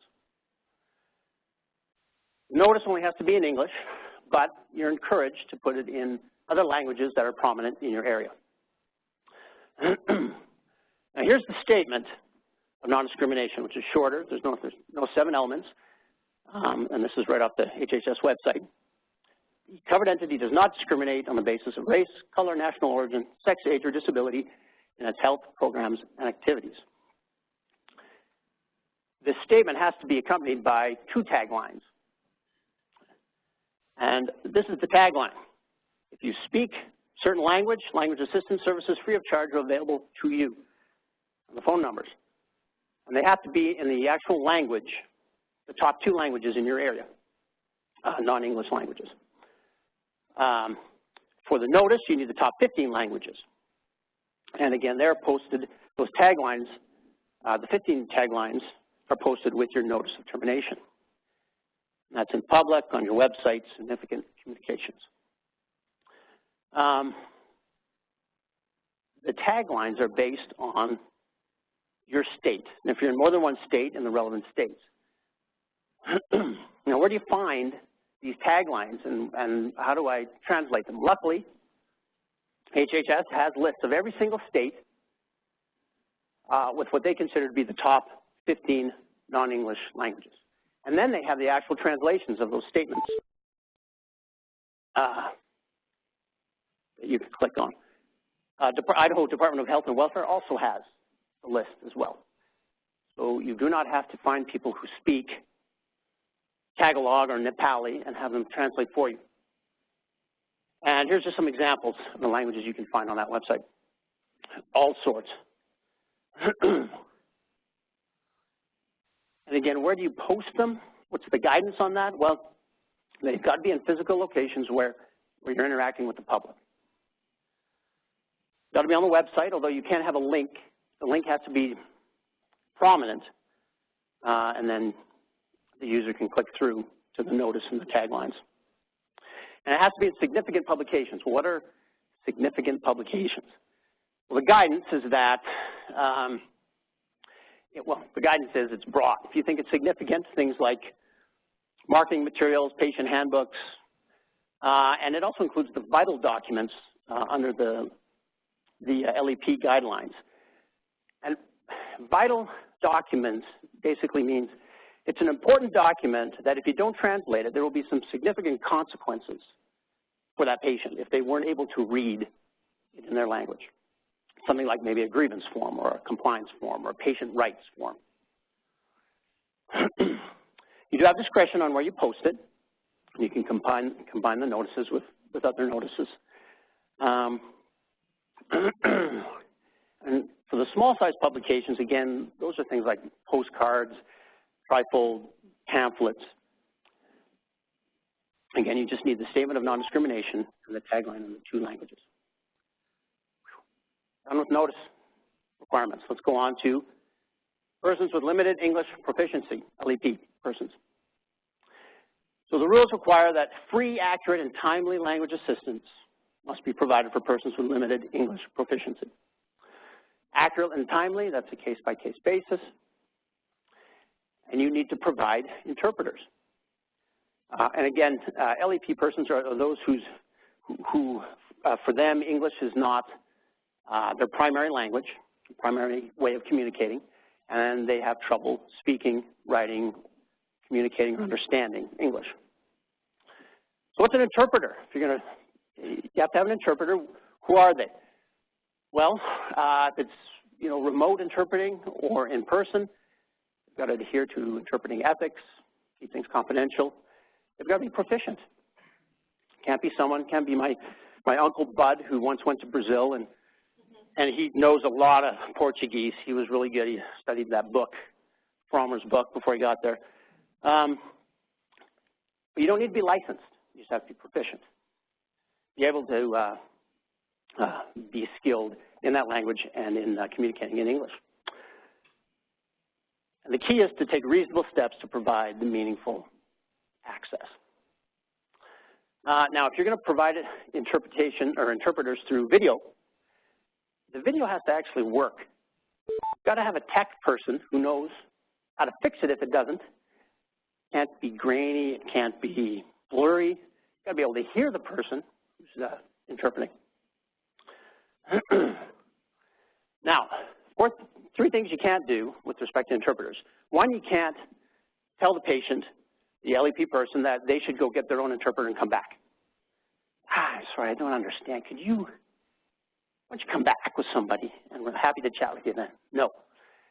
You also cannot rely on the adult. If there's an adult next to the person, LEP person, you can't rely on them to try and understand what that person is saying. Unless it's in an emergency situation, and there's no other qualified interpreter around. And then finally, of course, you can't rely on the child. What is your mommy saying? What did your daddy say? It'd be easy to do that, but you can't.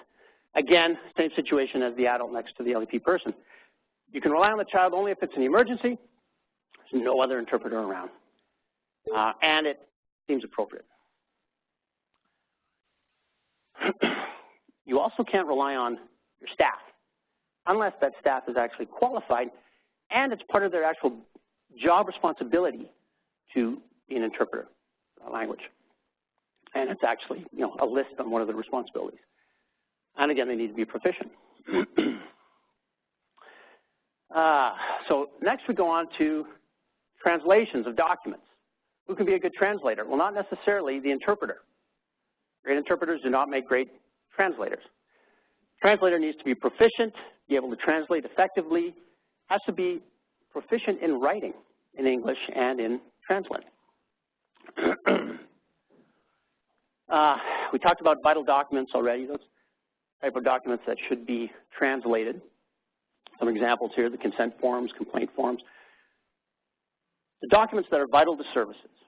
And if they're not translated, there'll be important consequences for the patient if they can't get the document in their language. Non-vital documents, you don't have to translate. The lunch menu for Tuesday, you don't need to translate. Satisfaction surveys. Now, there is a safe harbor. It gives you a strong evidence of compliance with these translations. But it can get costly here. It says that if you have written translation of vital documents for LEP groups that constitute 5% of the service population, or 1,000 people, or if you have fewer than 50 persons in the LEP group that reaches 5%, if you translate that many documents, you're deemed to be compliant. However, it adds up to translate. It can be, you know, up to $150 a page, depending on the language. So how do you keep costs down and still comply? We can standardize and share the documents. There are a lot of translated documents on government websites that you can use and download. And you can also use oral interpretation of written documents. That brings us to persons with disabilities. So what is the definition of disability? It's right here. With respect to an individual, it means a physical or mental impairment that substantially limits one or more major life activity of such individual. A record of the impairment or being regarded as having an impairment. Let me just go back. As defined in the Rehabilitation Act, however, the ACA goes a little further and defines what major life activities means. Remember, it's a disability that affects a major life activity. Things like walking, eating, sleeping, and also just a bodily function. Cell growth, digestive, bowel, bladder, neurological, brain, reproductive functions. It needs to be broad. And so, as a covered entity, you need to take appropriate steps to ensure that communications with those individuals are effective, so they can have effective health care. So first of all, you need to provide auxiliary aids to persons with impaired sensory, manual, or speaking skills where necessary, so they can benefit from the service. Now, you also have to make sure that you provide for not only the patient with a disability, but the companion of a patient. So, you know, the patient may not have the disability, but the companion of the patient has a disability. You need to be able to communicate effectively with them as well. Now, you have to select what auxiliary aids you're going to provide, and you have to be reasonable about it, think about it. And the rules allow you that leeway where you can reasonably think about what you can afford, depending on the circumstances. For example, the DOJ has suggested that interpreters you can use if there's complex information being conveyed. There's a list in the rules about what types of aids you can use for the deaf or hard of hearing, and also for blind or low vision. And with respect to interpreters, once again, it's the same rules as we went through for the LEP persons. They've got to be effective, proficient, don't have to be licensed. And again, these are just the factors to consider. I think we just spoke about those.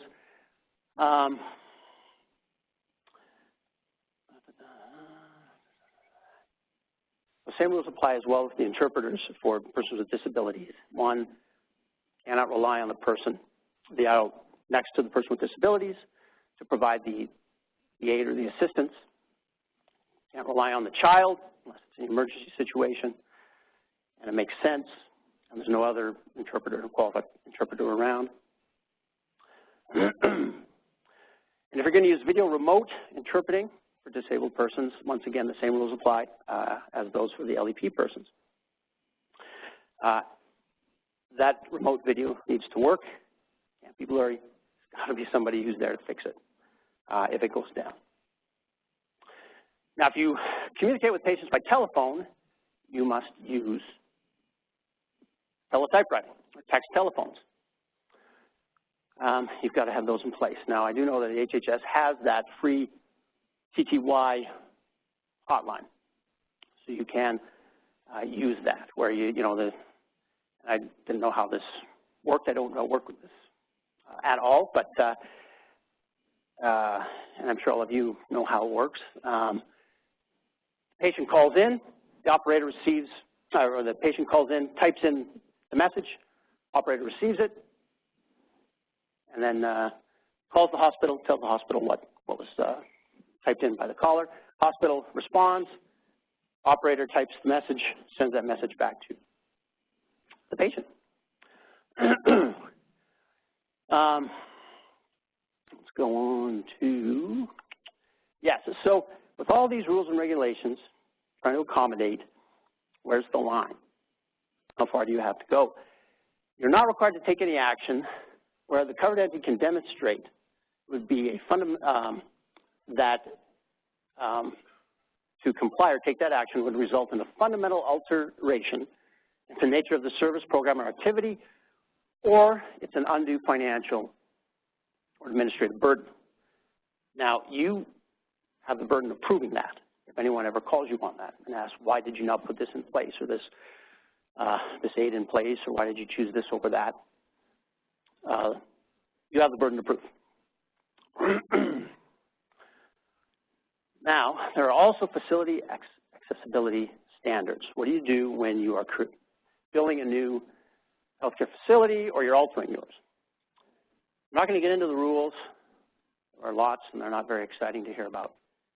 What you need to remember is, depending on when your building was built and when you're doing the alterations, there are two standards for building facility accessibility standards. There's the 2010 standards, the 1991 standards. And like I said, I'm not going to go through them. What you can do tonight is curl up by the fire, pull my slide deck out, and just really immerse yourself in facility accessibility standards.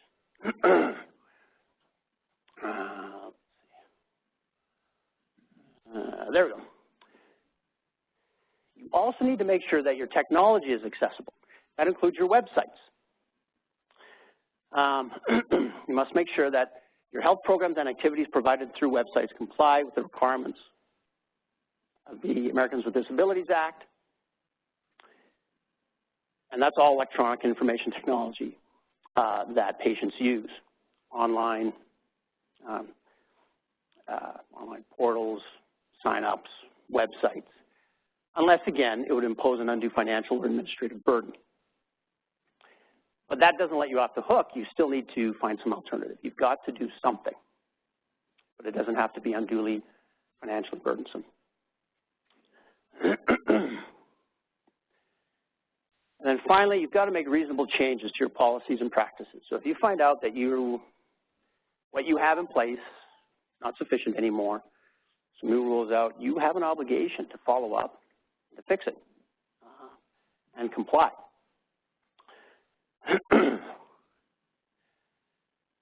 So then we get to the enforcement side of the ACA rules. What happens if you decide not to comply or you miss something? Well, the Office for Civil Rights is responsible for investigating these Section 1557 complaints. They've been doing it since 2010, and you can go onto the OCR websites, the OCR bulletin, and they have a list of every single investigation they've done, who didn't comply, what they didn't do, what was the result, what were they compelled to do in order to right the wrong. And what the OCR can do is require that you keep records, submit reports, prove that you are complying. They can investigate you, show up and investigate, and they can also provide assistance and guidance. Now, if you can't fix it immediately or there's an egregious problem, they can actually suspend your federal financial assistance. That's huge. They can refer the matter to the DOJ, the Department of Justice, and recommend that they bring proceedings against you. So there are serious consequences for not complying. And then any other means authorized by law, and under any other federal statutes, state statutes. And there can be compensatory damages. What's appropriate administrative and judicial actions, or which are available in these actions. If you're an individual who have the complaint, you don't think that the hospital was compliant, you didn't have proper access. And when you look at the OCR bulletins, what you find mainly is that the complaints are with respect to, well, a lot of them are LEP or not providing proper translations or auxiliary aids. And usually the complaint is, I waited forever and I never got help. And no one was there to help me. No one knew what to do about, assisting me. Usually it was just too little, too late. As I mentioned, the OCR bulletin, you can see some examples. Here's a couple of examples closer to our state. I didn't see any in Idaho, but they had listed. So let's now switch gears and finish off with service animals, puppies, dogs. Not to be confused with emotional support animals, comfort animals. I kid you not, that animal comforted somebody. An article I read, they were allowed to take a turkey on the airplane for comfort. We're not talking about that today. We're talking about service animals under the Americans with Disabilities Act. So under the ADA, service animals are defined as dogs. Now, recently they also included miniature ponies. I've never seen a miniature pony in public assisting. I'm curious, has anyone ever seen a miniature pony assisting anyone? You're allowed to. You can do that. And there are specific rules, and you don't have to accommodate ponies if it just doesn't make sense financially and if it kind of ruins your service. But again, I have not seen ponies, but you're allowed to have ponies. Most of the time, you just see dogs. Before March 2011, you could actually have any kind of pet that provided a service. And yes, you had rats, monkeys, cats, but not anymore. Right now, it's dogs. Now, state and local laws may actually broaden that definition. You might be able to have other animals besides dogs. You have to check your state laws. But generally, if there's a service dog with somebody, you must let them enter your hospital, your facility, and let them provide service to that person in all areas where the public is generally allowed to go. In the hospital, for example. Now, you can limit the dog's access, or you can refuse the dog if the dog is out of control. The handler can't, rein the dog in. The dog isn't housebroken. Yes, definitely. You have the right to send the dog out if it's not housebroken. Or it's posing a risk to the health and safety of patients and people in your facility. So what if the dog barks? Just for an example. The guidance on the DOJ website actually says, look, dogs bark, and you can't throw them out because they bark a few times. Now, if it's uncontrollable and it looks threatening and you cannot make the dog stop barking, yes, you could do it in that situation. Dogs have to be on a leash unless it interferes with the service. The most important thing about service animals is if one arrives in your facility, you can only ask 2 questions. That's it. Is the dog required because of a disability? Yes or no? Okay. 2, what task is that dog trained to perform for you? That's it. You can't ask about the disability. You can't ask if the dog is certified, which, by the way, is not a requirement. However, having said that, the dogs still need to comply with local ordinances if you need to register a dog. But that, for the purposes of service animals under the ADA, that's not a requirement. Let's see. And there you go. Very quickly, that was service animals. And one thing that has come up before, what if you're allergic to the dog or you're scared of dogs? What if there's take the stereotypical scary dog, right? You've got a big Rottweiler, okay? And the person says, that's my service dog. And you are allergic and you're scared to death of Rottweilers. Is that appropriate? Can you tell them, no, we can't have this dog in here? No. The DOJ website says no. If you're scared of dogs, you're allergic, that's not enough. Sorry. You need to let that dog in. And then you have to figure out what you're going to do with your allergy. And by the way, it's any dog as well. You could have a teacup Pomeranian all the way up to a Great Dane, and that could be your service dog. So finally, how do we keep up on this? Go to the government websites. Monitor the compliance. Things change all the time. Respond to complaints and keep training. And of course, there are lots of places for help. HHS.gov, that's one of the best places to go. And you can go to the OCR website. The ADA regulations are there. There are lots of great summaries of what I've just said on all these websites. And that is the end. I'm Robert Lowe, my friend Kim Stanger, and we're at break time. And yes. We had one question online that was, doesn't Idaho require licensed interpreters? So the question is, does Idaho require licensed interpreters? And the answer is no. And I don't know if Kim wants to speak more to that, or if you have something to add, but I understand no, they're not required to be licensed. I'm not aware of any requirement that, a general requirement that the interpreters be licensed. And okay. Yes, sir. Go ahead.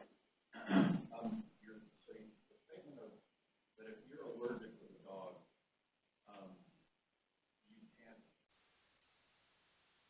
However, in one of the previous statements, it said if it's causing a health, how does that's kind of both sides of that coin, right? Thank you. That's a good question. So the question was, generally according to the DOJ website, if you're allergic to the dog, that's not good enough to refuse the dog. But this gentleman brought up a good point. If that allergy moves to the point of becoming a significant health risk or safety risk, and how do you determine that? It's going to be a case-by-case basis. But yes, if it can move over to the significant risk to the health and safety of the facility or somebody, then yes, that would be your argument. You could say it's moved from just pure allergies to health risk. And at that point, you could say, well, according to DOJ rules, ADA, our rules, it's a risk. We can't. I'm sorry.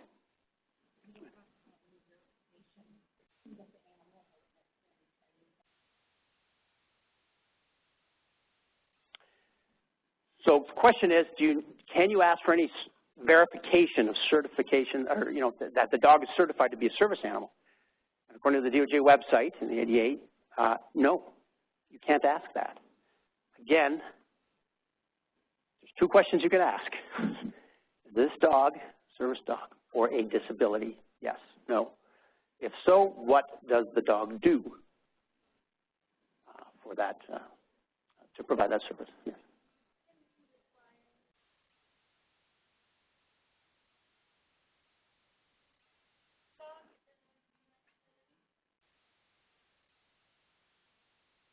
So the question is, can you require the dog to wear some kind of identifiable, something identifiable that shows that they are a service dog?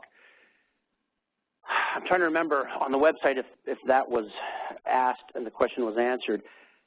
To me, I mean, the requirement is that the dog has to wear a leash. And that probably would indicate to most people that it is a service dog. However, they don't have to wear the leash if it interferes with the service the dog is actually performing. But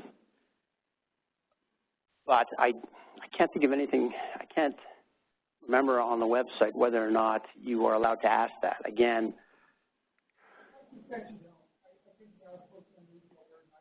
can require them to come in with like the little service animal code or anything like that. Yeah, Kim Stanger said that that would probably be seen as unreasonable. You can't require that for the service dog. Go ahead, a couple more questions. Yeah.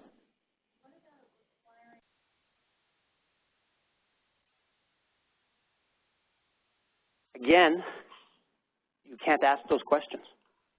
Now, but aside from that, they are required to comply with local and city ordinances with respect to that. But, go ahead. Hey, Rob? Yes. Just a second. Because we need to take a break, we've gone over here a little bit, and we need to start. For those of you who have questions during the break, feel free to check with Rob. For the rest of you who want to get up and have a break, If you could do it kind of quick, we'll try to start in about 5 or 10 minutes or so. Thank you. Apologize for going over, and please enjoy the food. Emotional support animals. So service animal, by definition, has training. Yeah. That's what the training process. So if they come in and say service animal, implicit in that claim is the fact that they've been through the training. So what you're saying is they don't have to provide food training, but they're claiming the training was required. By using that label. I think that would be the argument, because you are answering the question. This is a service animal, and you're right. They have to train the service. Require that they can't. Okay. Because I get requests all the time for emotional support animal because they want to have their cat at their apartment. I get that a lot. That's very different. It is, and I think that's why. One thing to say, oh yeah, he's a service animal.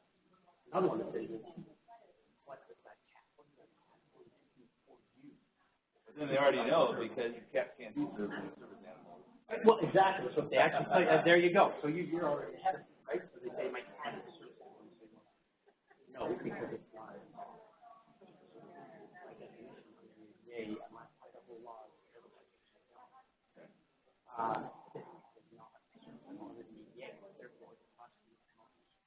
Well, how'd that turkey get on the airplane?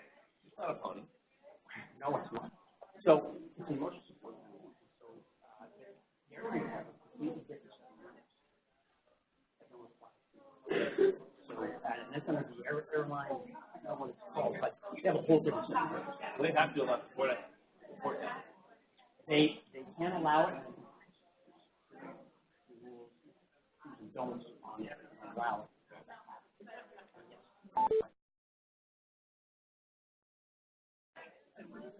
Yeah.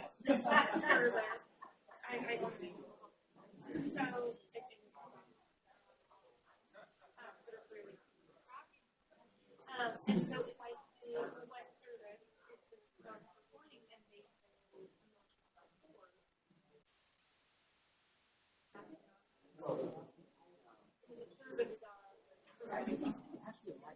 Service.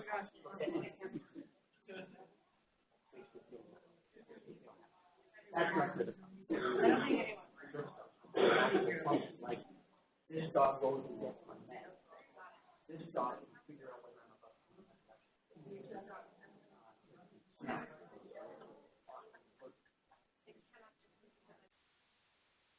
Right, unless that is done.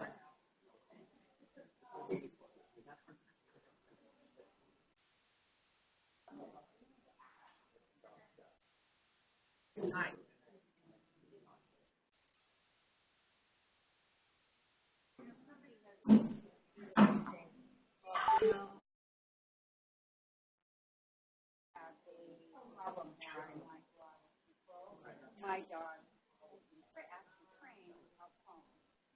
Well, I would argue that Right, it's not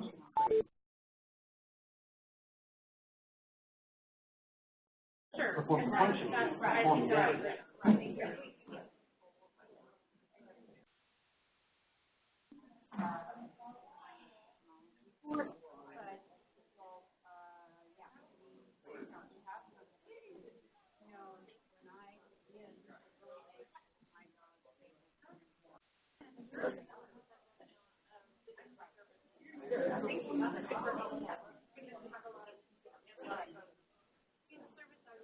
It's like, it's the other chair, you know, right, yeah. They can't perform Right.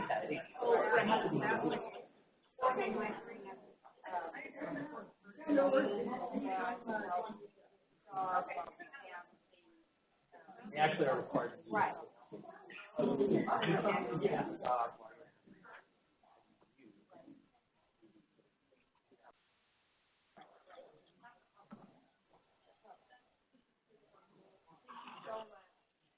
Welcome, and I think in the package, question and answer.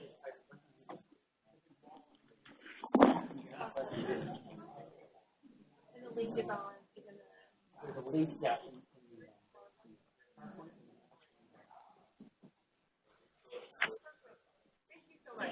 Well, thank you for your suggestion. I mean, the question is both for, I was confused on something.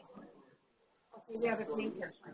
We provide a diagnostic screen, full screen, to determine whether someone can actually, whether it's appropriate for nurse application. But they still have to have payment of the office call, either by insurance or, cash or whatever. Now, we explain to them prior the office call is in fact their responsibility for the screen. So that should be documented, right? Or not? What do you mean that the office calls their responsibility? Okay, because when we have an office call, we're going to do complete examination. Right. We can't, we can't do the screen without, going to the patient history, right. Yeah. discussing with them, or if it's a referral. So obviously that is more than to say, hi, I'm here, can I have my screen? So we charge for the office call. Okay. The screen is free because we do not want to get them involved in the treatment that might not. Okay. That office call should be, I should somehow say to them prior, they want you to know this office call you are responsible for. Yeah. Yep. Do I need to put that down somewhere? Well, it's just going to be a matter of, if all you're worried about is the payment, right? Right.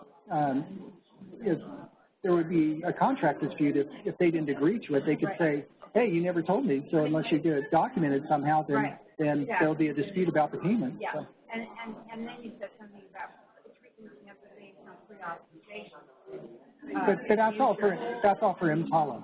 Okay, so I don't need to really worry about that. No, Okay. it doesn't apply to EMTALA. I need to make sure. Yeah, if they didn't agree. Yeah, if they didn't agree to pay. But I'm not, but I want to go back. Yeah, they could get you for a couple of things. One is they may just refuse to pay and say, hey, that wasn't part of the contract, that wasn't the deal. The second is I'm assuming that you're working for a physician or you're a physician, right? Then in that situation, under the Medical Practice Act, under the ethical rules for physicians, they can get you for unauthorized or inappropriate advertising. So if you're doing some kind of a bait and switch, they could turn you in for that. I don't know whether the licensing board. In our advertising, the screen is dependent upon the initial office call, which we shouldn't have to examine. Can't be not just a healthcare screen. Right. The other thing you got to be worried about is giving away free stuff too. That could implicate fraud and abuse laws, which we'll talk about at our next one. Oh, okay. All right. Yeah, that I know. I've had concerns. But so ethically, it's not it's involved very sure.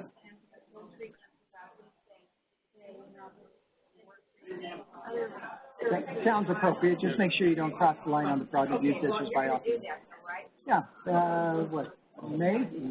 April or May? 2 months from now. Not okay, good. That's all right. Okay, good. Thank you. Qualified interpreter. Yeah. We have numerous filings at PPD.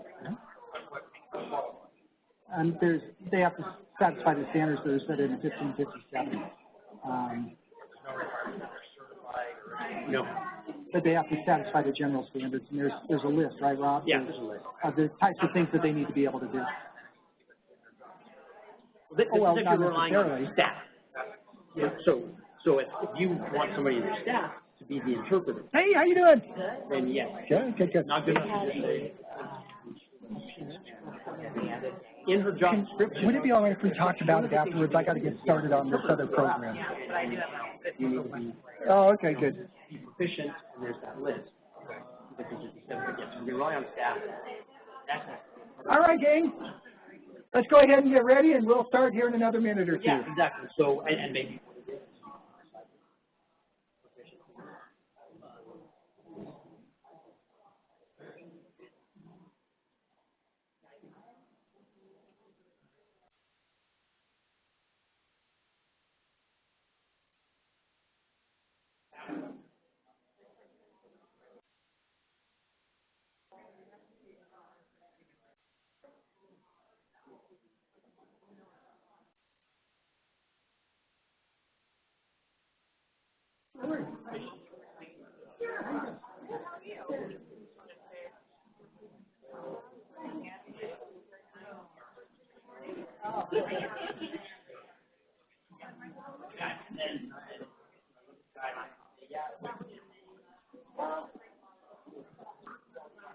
right, team. Let's go ahead and get started. We'll see if we can make up the 5 minutes. We apologize for going over a little bit.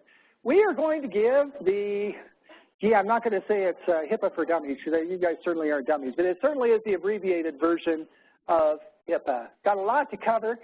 Just so you know, for those of you who are uninitiated, first and foremost, perhaps the most important things I will tell you today, it is HIPAA, not HIPPA. Okay, it is short for the Health Insurance Portability and Accountability Act of 1996. 3 parts of it, right? There's the privacy rule, the security rule, and the breach notification rule. Subsequent to that, they came out with the HITECH Act, which modified the HIPAA privacy and security rules, and they implemented through that the HIPAA omnibus rule. So when they're talking about HIPAA, they're kind of talking about all of that stuff. Remember, we're going to focus today on HIPAA, but to the extent that there is a more restrictive state law or federal law, you got to comply with that more restrictive law. Just think of this. HIPAA establishes the patient floor for privacy, okay? To the extent there's a more restrictive law or a law that gives the patient more rights concerning their health information, you got to comply with that other law. For example, if you are a federally funded drug and alcohol treatment program, then you have to comply with 42 CFR Part 2. Some states have additional protections for HIV or things like that. Idaho doesn't. The federal rules don't, but some states might. So just remember that HIPAA is the ground floor, but you may have to comply with more restrictive laws. Hey, let's talk about HIPAA enforcement. Why do you need to be concerned about it? Did you know you could actually go to jail for HIPAA violations? Yes, you can.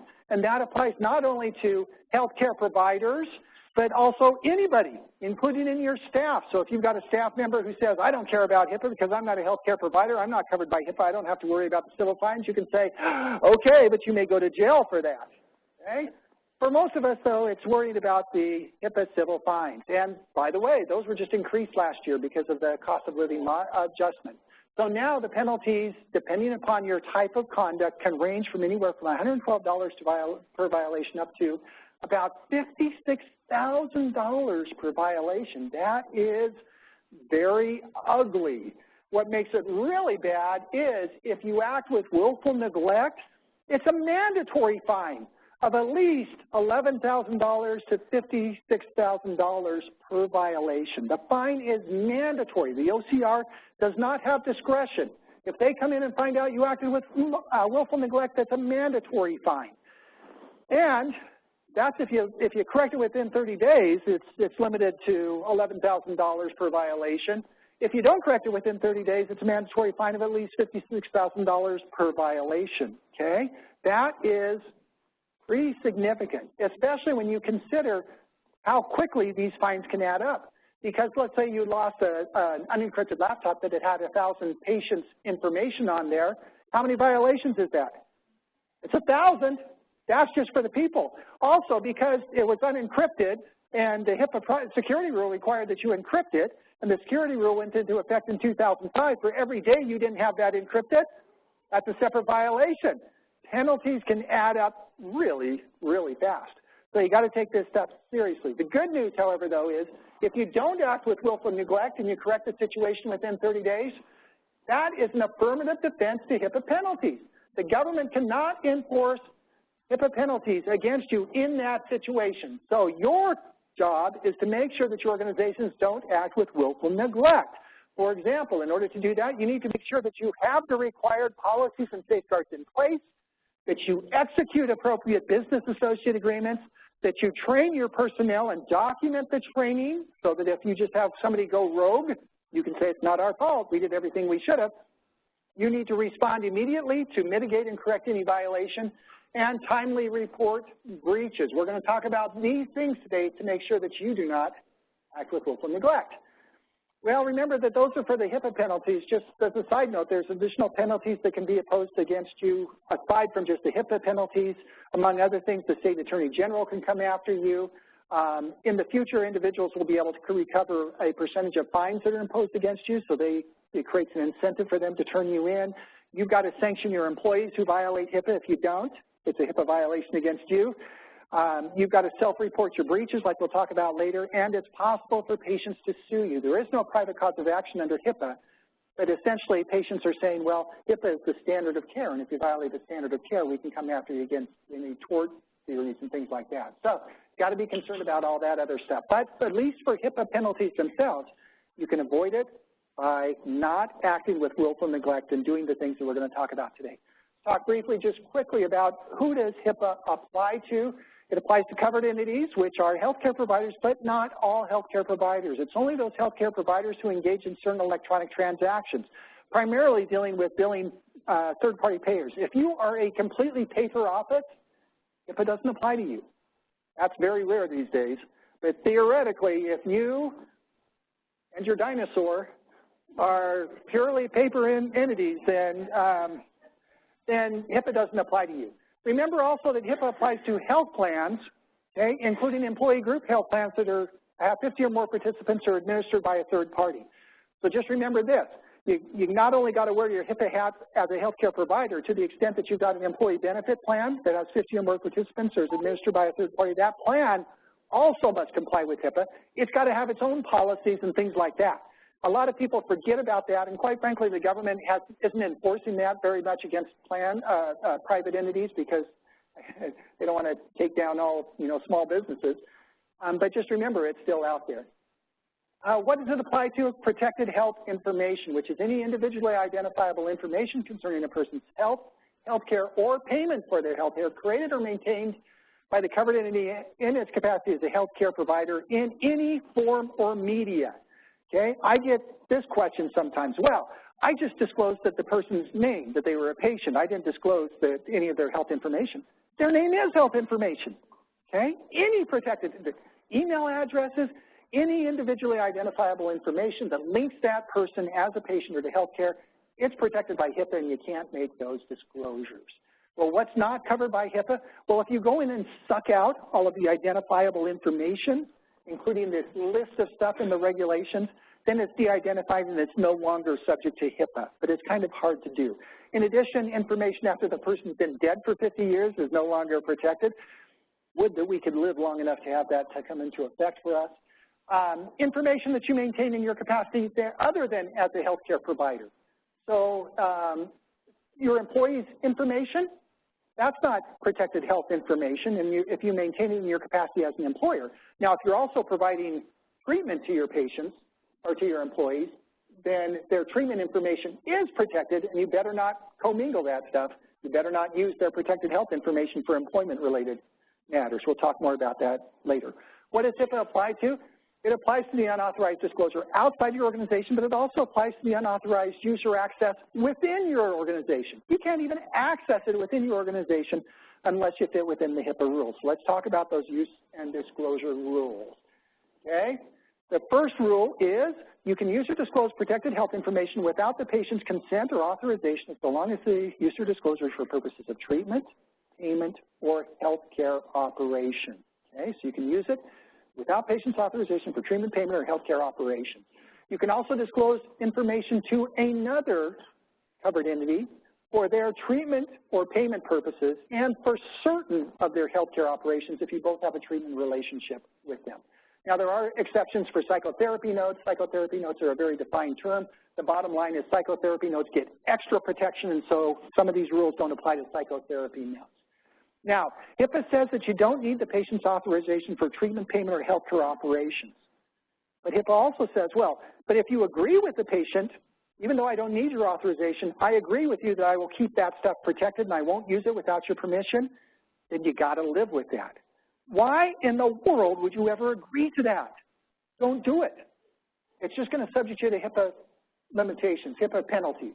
Never agree with the patient to limit your use or disclosure for purposes of treatment, payment, or healthcare operations, because I will bet you they're not going to agree that to allow you to send their claim to the bill collector, okay? Never agree to that. Be careful of situations where you may be agreeing with it that you don't know about. Maybe in your registration materials you have some statement that says, we won't use or disclose your information to any other entity unless you authorize us. Well, what have you just done? You've just negated that whole exception that allows you to use it for treatment payment purposes without their consent. Don't do that. Check your registration materials and make sure that you're not including those types of statements in there. Okay, that's the first exception. Another exception under HIPAA, it allows you to use or disclose information to family members or others involved in the patient's care or treatment so long as, care or payment, so long as the rules depend on whether or not the patient's present. If the patient's present, you can disclose the information if the patient agrees to the disclosure or has had the chance to object and they don't object and you otherwise think it's reasonable under the circumstances. If the patient's unable to agree because either they're not there or they're unconscious at the time, then you can disclose information to family members or others involved in their care or payment so long as the patient has not objected and you determine it's in the best interest of the patient. So this is a situation that allows you to talk to the spouse or talk to another family member who's not a personal representative. You can go ahead and use that. You can disclose the information so long as the patient hasn't objected, you gave the patient advance notice, like in your notice of privacy practices, and they don't object. You're generally able to do that as long as you limit the scope of that disclosure to that person's involvement in the care. Now that also applies to, in the wake of the omnibus rule, that also applies to disclosures about a deceased person. So after the person's dead, you don't necessarily have to go out and find out who the personal representative, have the estate go through probate or something like that. As long as the patient didn't tell you in advance before they died or after they died, that would be really cool. That doesn't happen very often. If they didn't tell you before they died, hey, don't disclose this information to my spouse, then you can go ahead and disclose the information to the spouse after the death, and you don't have to wait for the thing to go to probate. All right. Third exception, HIPAA allows you to use or disclose certain limited information for purposes of a facility directory. Like this is what allows the little pink lady at the hospital registration desk to disclose certain information, right? But they can only disclose certain information so long as the patient hasn't objected. They can disclose the patient's name, their location in the facility, and their general condition. If they can also disclose their religion to a member of the clergy, okay? But they can only disclose it if the patient hasn't objected. If the patient comes in and says, I want to be a do not publish or don't disclose this stuff, they can't disclose that information. And you can only disclose that information to someone who comes in and asks for the patient by name. So you can't have like the life insurance agent come in and say, please, give me everybody, who's on, what's the name of everybody on for whatever. Can't do that. All right. Next exception, there are a bunch of exceptions in 45 CFR 164.512 that allow you to make disclosures without the patient's authorization for certain generally public safety or government functions, depending on the circumstances. For example, there's an exception that allows you to make disclosures to the extent another law requires the disclosure. So for in Idaho, what are some laws that require disclosures? Anybody out there? Hello? Okay, child abuse, yeah. Vulnerable adult abuse, very good. What else? STDs, communicable disease, yeah. Gunshot wounds, hospitals have to, actually any healthcare provider has to disclose gunshot wounds, treatment for a victim of a crime, things like that. If there's a law that requires the disclosure, then you can go ahead and disclose it. Just make sure you limit the disclosure to the extent required by law. In Idaho, a few years ago, they passed a statute that allows physicians, does not require, but allows physicians to report to DMV if you've got like an old person like me driving around and you think that they ought not to be driving. Does HIPAA allow that? No. That law, they should have checked with me before they passed the law because HIPAA preempts that law. Why?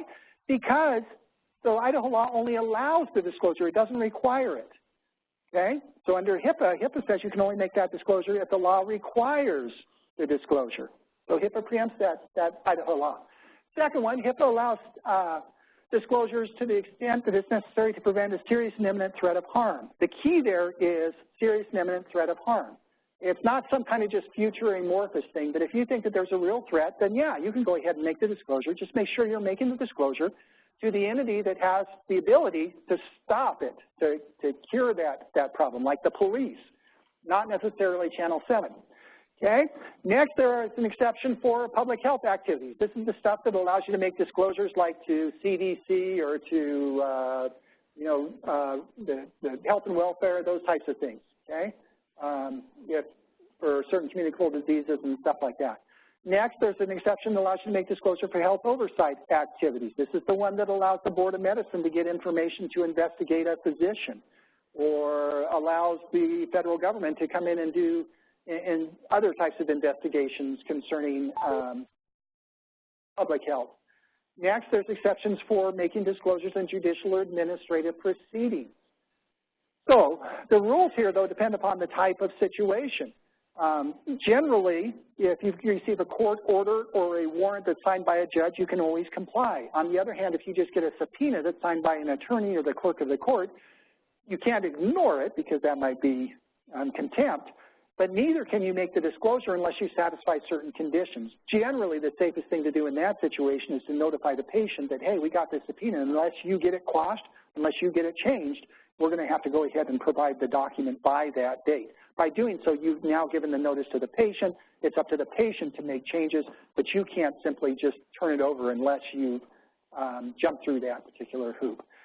For law enforcement, just because the cop shows up at your office doesn't mean that they get the information. HIPAA still applies, okay? They have to have a certain exception that would allow them to get the information. There are a series of exceptions that allow you to make disclosures to law enforcement. For example, if the law enforcement represents they need the information to identify a victim or a suspect, or if they tell you, or if you need to make the report to report a crime that's committed on the premises, like one of your patients assaults one of your staff members. Gee, I wish I could call the police, but there's HIPAA, you know, I can't do that. No, you can go ahead and do it, those types of things. The bottom line here is make sure that you understand these rules or talk to your privacy officer because each one of them have specific requirements that you've got to satisfy. So those are the general rules that allow you to make disclosures of the patient's information without the patient's authorization, okay? For everything else, you generally need the patient's authorizations or the patient's written request. It used to be that you just had to have a HIPAA-compliant authorization, and the authorization had to satisfy certain requirements. Under the HIPAA omnibus rule, though, they changed the rules somewhat. The patient has a right to access their information, and the government said part of that right to access is the patient also now has a right to come in and tell you, hey, I want you to send my records over to John Smith or to my attorney. And if you do that, it doesn't have to be a formal HIPAA form. It just has to be in writing, signed by the patient, and tell you who to send the information to. If you do that, if the patient does that, you've got an obligation to go ahead and provide that information. And all the rules governing the patient's access, including the limits on the amounts you can charge and the form and format, you know, they have a right to have that transferred in the form or format that they want, as long as it's reasonable. You got to comply with all of that stuff. Okay, just be aware of that. That's a new rule. A lot of people don't understand that, but that's a new provision that's out there. In addition, if the patient's requesting the information, go by the rule I just gave you. If they want their information sent to somebody, go by the rule I just told you. If it's a third party that's coming in and wanting that information, like an attorney or somebody like that, generally you need the patient's written authorization. The HIPAA authorization has to contain certain elements, including identify what information can be provided, who it can be provided to, what the purpose of it is. It's got to contain certain statements. If it doesn't, then it's not a valid HIPAA authorization. Certain types of documents or disclosures require the patient's authorization, including use for marketing or selling of protected health information. Your HIPAA authorizations can't be combined with other documents. It's got to be a standalone, so you can't have a patient consent form / patient authorization. It's got to be separate documents in order to comply with the HIPAA rules. A word about employment physicals, drug tests, things like that. There's a lot of misunderstanding out there. They think if a patient shows up for, you know, a work physical or return to work physical or an IME, independent medical exam, that you can automatically just send that stuff on to the employer or on to the other attorney that's hiring you. You don't need the patient's authorization. That is not correct. HIPAA still applies to that. You may not think of yourself as a healthcare provider, but the government does. When you're doing that, HIPAA still applies. That means you've got to have the patient's authorization before you can provide that information onto that other entity. So what you want to do is you want to make sure that you've conditioned that provision of that care on the patient's authorization. You get the patient's authorization before you do the test, okay? And then once you've done that, if the patient comes back and says, no, I don't want you to send it, HIPAA says to the extent that you can ignore the authorization to the extent that you relied on the authorization when you were providing the care, right? And you did. You rendered the care in reliance on the authorization. You're not going to get paid otherwise. So then you can go ahead and send it, but you need to get the authorization from the patient. You can't simply just say, I'm going to send it even if you don't want me to. That would be a HIPAA violation.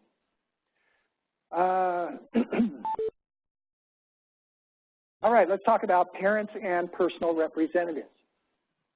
As we mentioned earlier today when we were talking about consent, under HIPAA, you treat the personal representative as if they were the patient, as if they were the individual. That means because the patient has a right to access their information, the personal representative also has a right to access the information. So it's not only a situation, may you disclose it to the personal representative, you must disclose it to the personal representative, unless one of these limited exceptions apply. So then the question is, okay, well, who is a personal representative for purposes of HIPAA? A personal representative under HIPAA is the person who has the authority to make healthcare decisions for the individual. If I can make healthcare decisions for that individual, I'd also be able to control their health information. That's the way that it works. So then the question is, okay, well, in Idaho, who are personal representatives under HIPAA? Well, we went through that list when we were talking about consents, right? Under Idaho law, these are the people who have the authority to make healthcare decisions for the individual. These are the personal representatives for purposes of HIPAA. They would have a right to access the patient's protected health information. Okay? Now, there are some exceptions to that. You are not required to treat the personal representative as the individual if doing so would subject the patient to harm. Like you think that the father's abusing the child or the husband's abusing the spouse or something like that. Even though the person may normally be the personal representative, if it's that type of a situation, you can refuse to make the disclosure to the personal representative.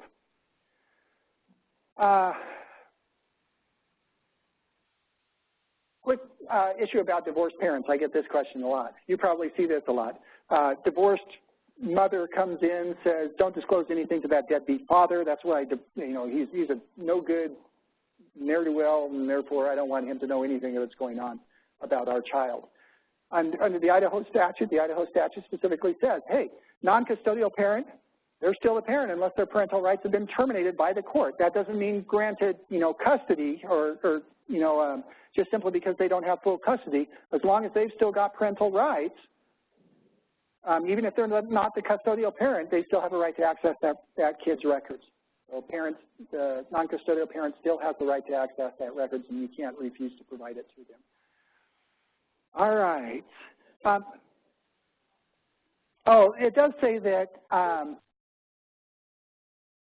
there is an exception to that, like if the spouse comes in and says, hey, I don't want you to disclose any information concerning my son to my deadbeat husband. You can tell them no. Under the law, they have a right to get that stuff. I can't refuse. What they can say is, I want you to take out my address information, and then so that you can redact. Then you can redact their address information. Okay. Yeah.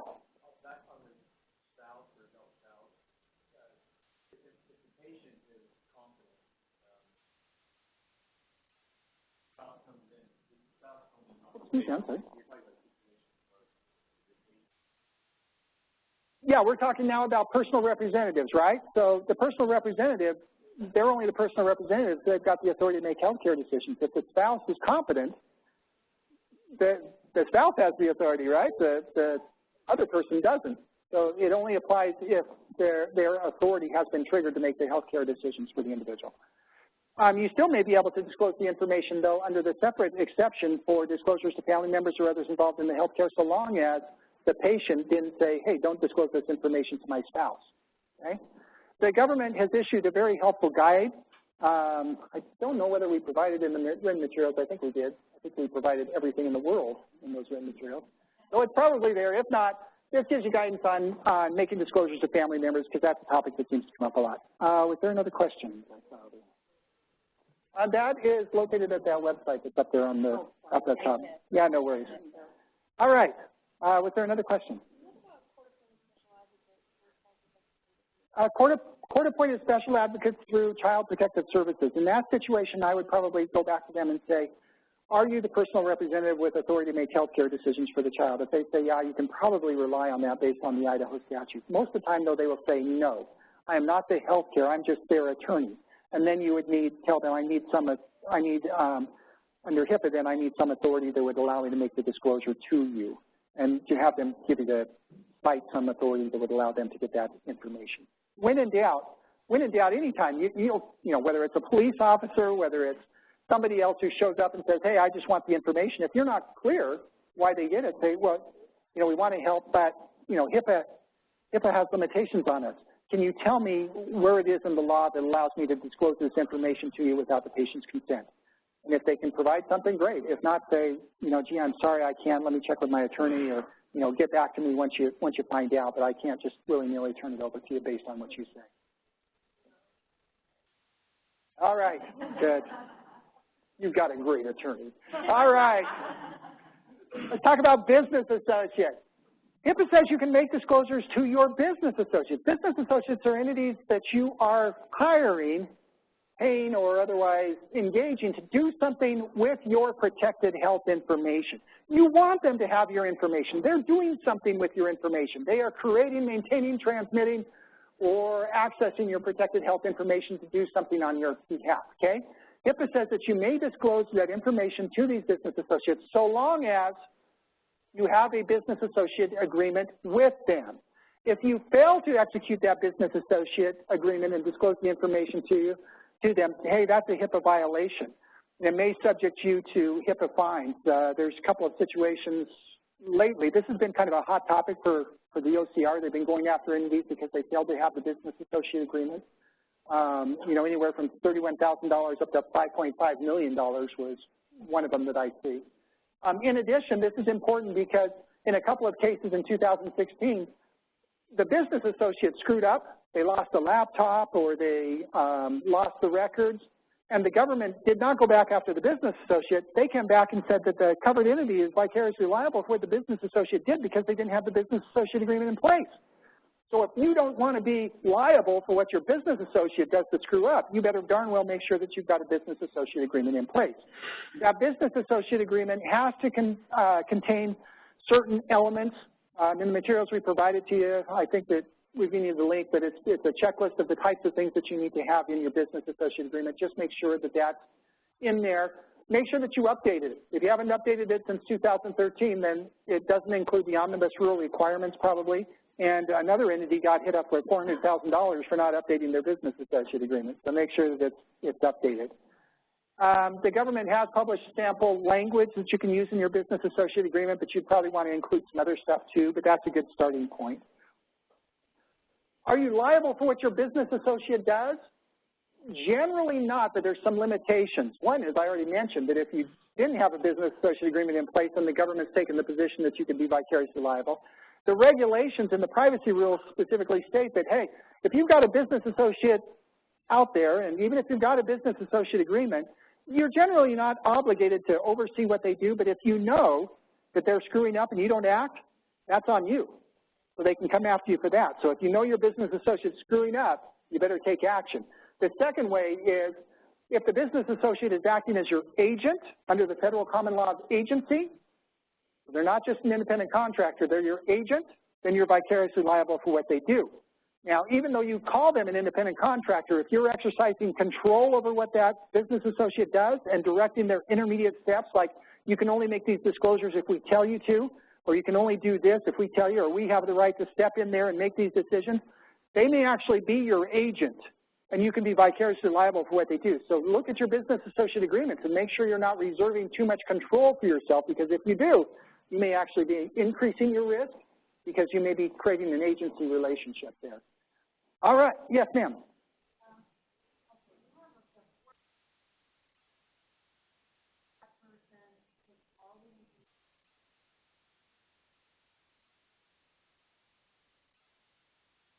Okay, I'm going to stop you right there just for our people don't fall asleep off site. But okay, so she's referring to, you know, your front office person. The front office person gets a lot of information.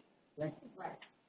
And in fact, they're the ones who go for the pre-authorization. Is there any problem with taking all of these? So the question is there any problem if that front office person sees all of the information? Potentially, they can only see information that they are, you know, that actually brings us right here to the minimum necessary standard. Under HIPAA, HIPAA says that generally, even though HIPAA would allow you to make disclosures to a third party, you should only disclose the minimum necessary for that purpose. Don't disclose more than you need to. So among other things, HIPAA also requires you to put in place policies. All of you should have policies, minimum necessary policies, among other things, that identifies the type of information that your different job classifications need. So in your case, you would have to have a policy, you should have a policy that says for our receptionists, they would have access to this information, but it should only be the information that they need. Now, it may be that they do need all the information to access to do their job, but if not, then your policy should limit the type of information that they need.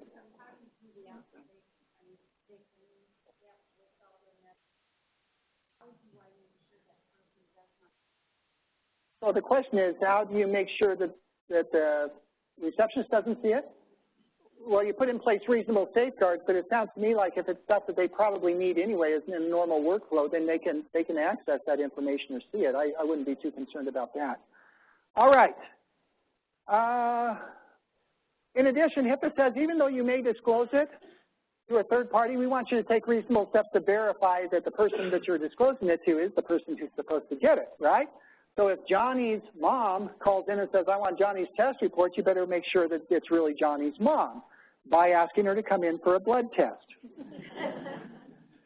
Or other reasonable methods, like asking for, well, what's Johnny's date of birth, or when was he here last, or something like that. You only have to do that if you don't know who the person is. If Officer Jones comes in and says, I want all of this information, you have to say, well, Officer Jones, let me see your badge. Let me make sure you really are who you are. And by the way, I can only disclose it if you have a valid HIPAA order or warrant or an authorization, or we otherwise fit within one of the HIPAA exceptions. All right. Question. Oh, one of my favorite questions.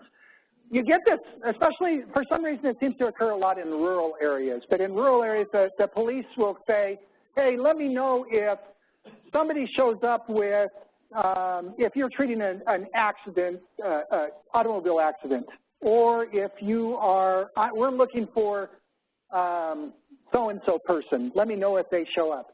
Can you produce the information? Well, first of all, is it protected health information? If you get that in your capacity as a healthcare provider, then yeah, once they show up to receive care, then it's going to be protected health information. So you need a HIPAA exception that would allow you to do that.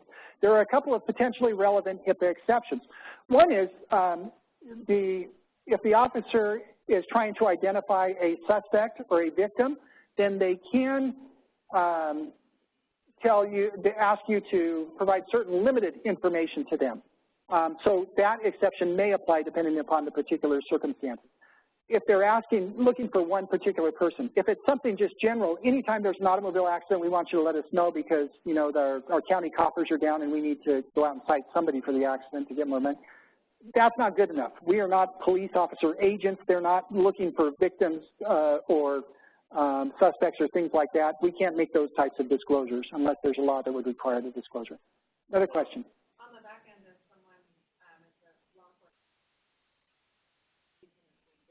Oh, okay. We get this one too. What about the situation where the law enforcement says, well, we want you to tell us when this patient's being discharged because we don't want to place an officer here at the facility because it would just cost us more money.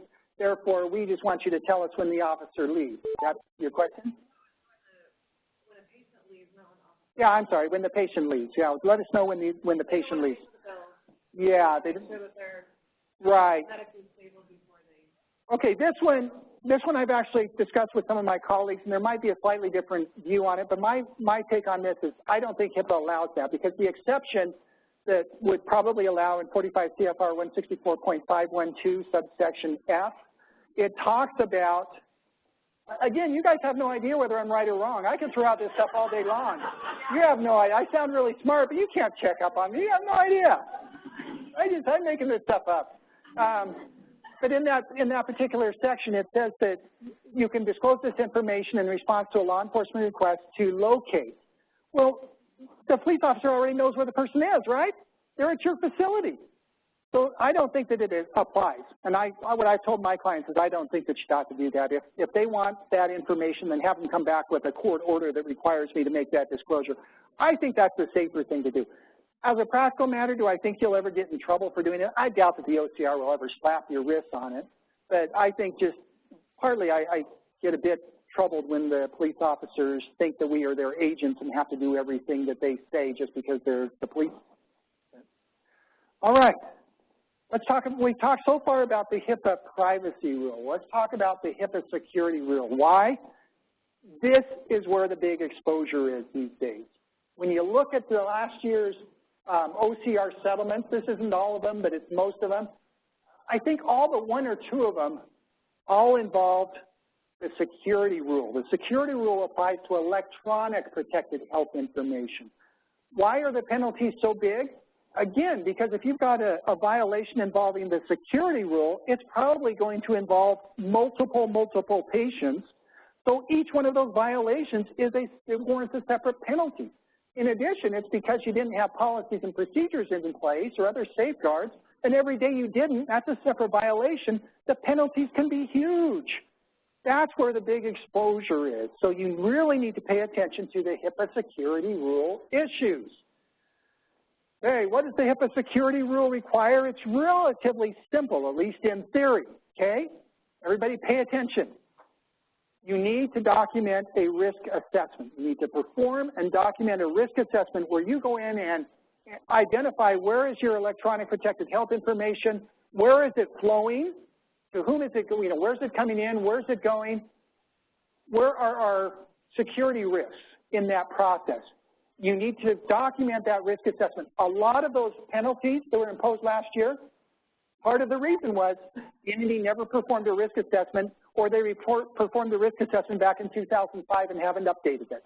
There is no specific rule that says you must do it annually, but it's pretty clear that the OCR expects you to do it, if not annually, on a very regular basis. And, one time all doesn't just satisfy all. As your systems change, as your circumstances change, you need to be constantly thinking about and updating your risk assessment. Huge issue. Make sure you do the risk assessment. Remember willful neglect? No penalties as long as you don't act with willful neglect, but part of that willful neglect is making sure that you put the safeguards in place, including doing your risk assessment, okay? If you need help doing that risk assessment, you can hire very expensive consultants that'll cost, $25,000, $30,000 to do it, or you can do it yourself. The government on March 28th of a couple of years ago, I remember it because March 28th is my birthday, for those of you who want to send me anything this year. But they did it on my birthday. I very much appreciate that. They came up with a risk assessment tool. So if you don't want to hire a consultant, you can go in there, download this risk assessment tool, and they will walk you through the steps to help you do your own risk assessment. And I'm betting that the government won't tag you for an inadequate risk assessment if you use their tool, okay? So that is very helpful for you. That's the first thing. Make sure that you put in place that risk assessment. I'd go back today and talk to your IT people and find out when was the last time you did a risk assessment and what do you need to do to update it. That is a huge item. Second, you need to put in place certain administrative, technical, and physical safeguards. These standards, unlike the privacy rule, the standards and the security rule are very specific in the regulations, okay? You need to sit down with your IT people, make sure that you go through that list, and make sure that you address all of those things. It's things like, having automatic log-offs, having appropriate firewalls, all of these types of things. Now, your standards and the regulations, they will have some that are required, which means, not surprisingly, they're required. You got to do it. Others are addressable. That means that you've got to implement that addressable standard unless it's not reasonable under the circumstances. You document that, and you come up with another method of protection that's just as safe. A good example is encryption. Encryption is addressable, but you darn well better do it because it's awfully hard to come up with another substitute that's going to provide you with the same level of protection.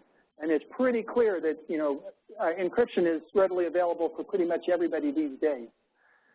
All right.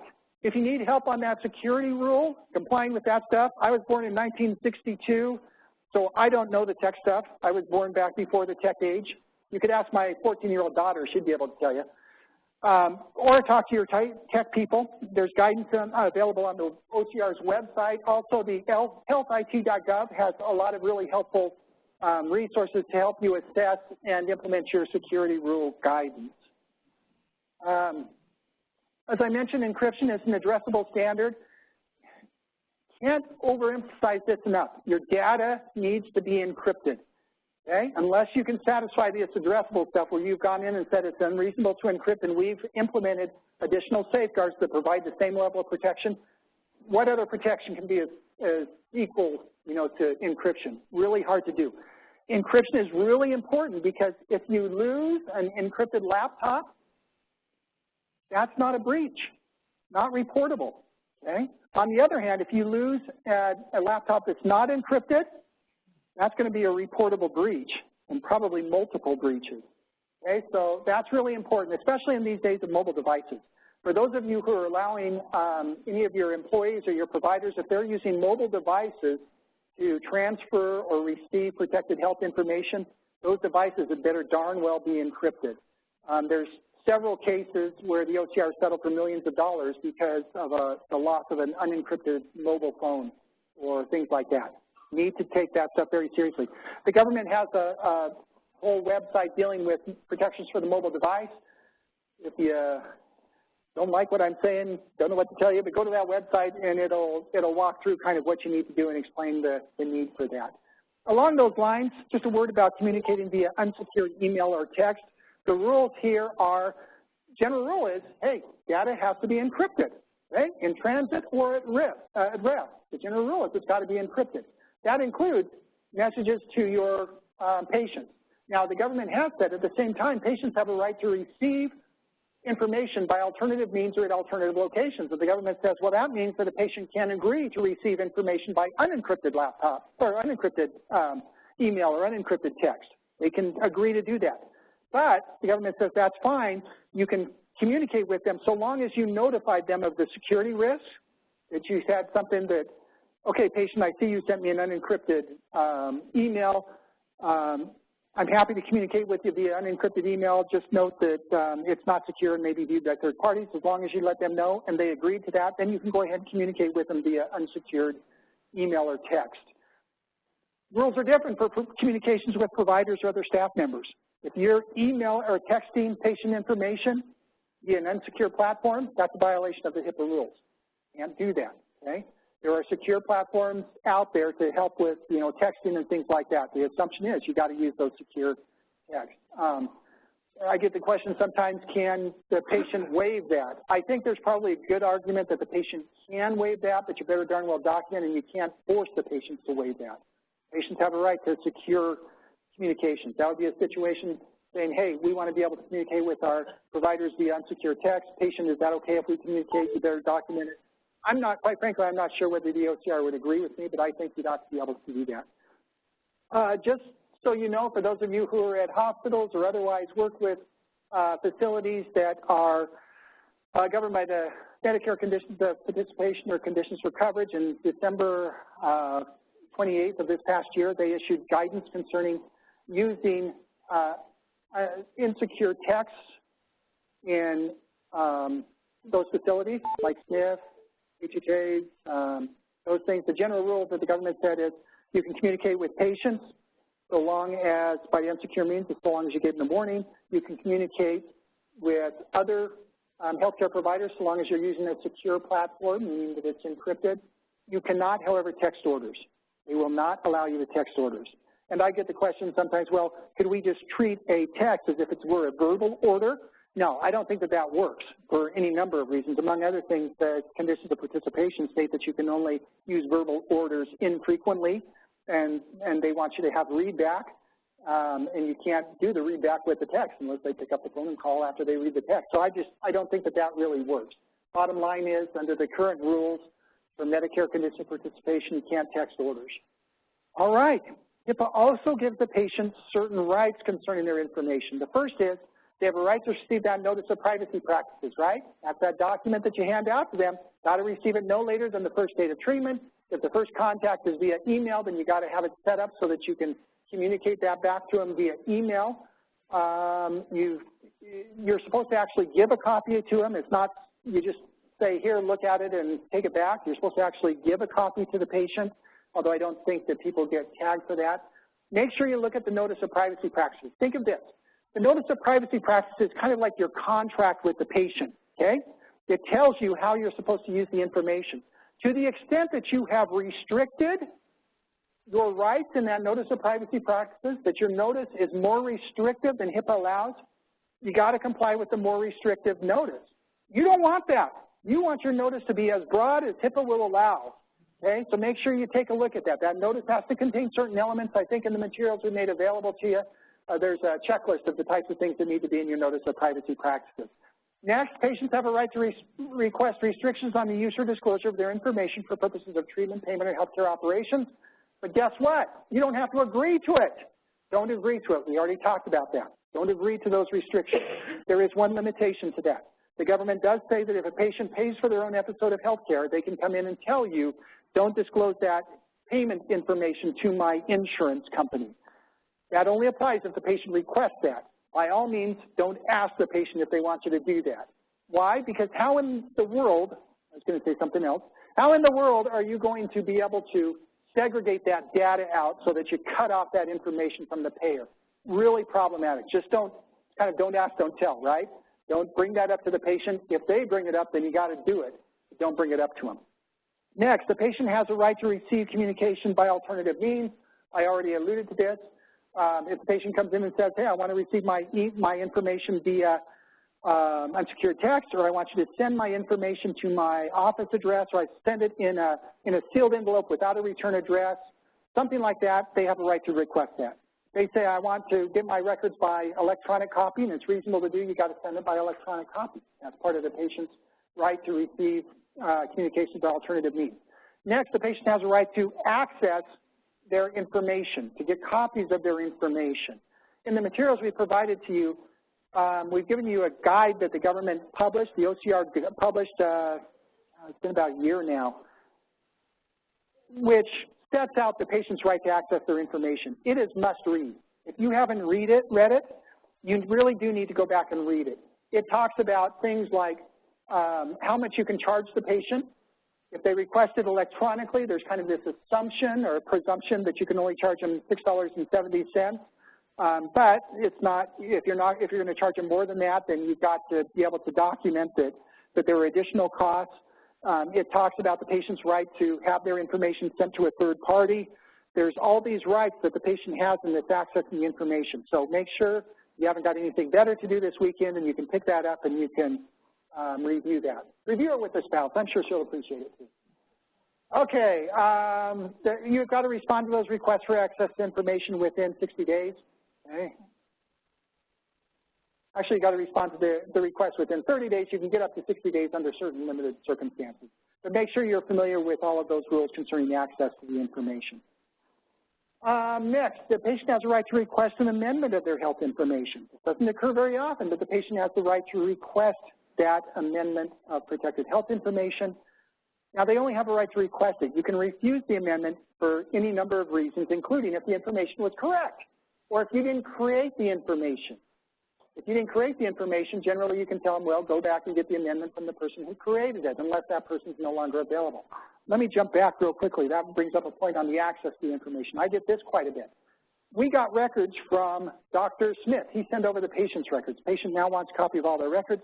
We don't have to provide the records from Dr. Smith, do we? No, you do. If it's maintained in the designated record set, the patient has a right to access any of the records, no matter who created it. If you maintain the records in the designated record set, it doesn't matter if you didn't create it. The patient has a right to access that. That guidance that I talked about made it very clear. They have a right to access any information maintained in their designated record set, no matter who created it or when it was created. The only question is whether or not it's in the designated record set. The designated record set are those set of records that you use to make healthcare or decisions concerning the patient's health, healthcare, or payment for their healthcare. Okay? If it's relevant to those decisions, it's in their designated record set, and they generally have a right to access that information. There are limited exceptions to their right to access information, including if you got it under a promise of confidentiality from a third party and disclosure of the information would violate that. That's a rare situation. The most important one is if you think it's not in the patient's best interest to do it, that it could result in substantial harm to the patient or a third party, you can refuse, but the patient has a right to have that reviewed by a third party. They're not entitled to access certain records like psychotherapy notes, but those are only psychotherapy notes, not other records that might affect behavioral health. All right, back to the amendment of information. So a patient has a right to request the amendment. You don't have to agree to it if the records were correct. If you didn't create it, there's a couple of other exceptions in there. If you do accept the amendment, you've got to make the amendment, and that becomes part of the record, and it goes wherever the record goes, and you also have to get permission so that you can notify others who may have received that incorrect information that's now been amended. So be careful about amending the records. If you refuse the amendment, you've got to explain it to the patient. The patient has a right to have their request for amendment become part of the medical record. So it now is attached to the medical record and goes wherever that medical record goes. There are other rules concerning the amendment. Just make sure when you get that request for amendment, you call up the rules and you look at it. The patient has a right to receive an accounting of disclosures of their information. Not all disclosures that you make, but basically it's the disclosures that are made for those public health purposes and improper disclosures. You've got to keep a log. So if the patient ever comes back in and wants that information, you've got to track it. Now, has anybody ever had a request from a patient to access or get an accounting of their records? I think I've only heard, I've been doing this since 2003 when HIPAA came out, and I think I've only heard like 1 or 2 times. So patients never do it, so we don't have to track it, right? If you don't, you run the risk of being liable. So you're supposed to be tracking that stuff. All right.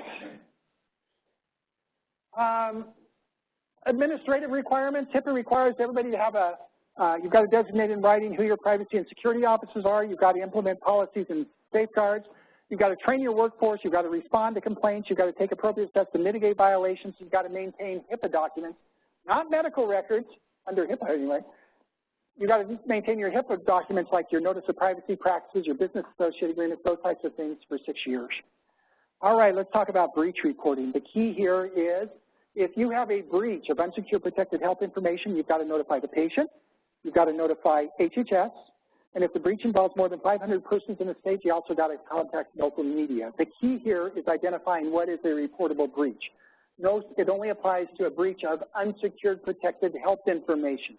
What is secured protected health information? For your purposes, it's information that was properly encrypted. Everything else is unsecured. So if you have a breach of anything but encrypted protected health information, you're probably dealing with a potential breach. So then the question is, well, what is a breach? A breach is the unauthorized access, acquisition, access, use of protected health information in violation of the privacy rule is presumed to be a reportable breach unless you can demonstrate that there's a low probability that the data has been compromised based on an assessment of 4 different factors.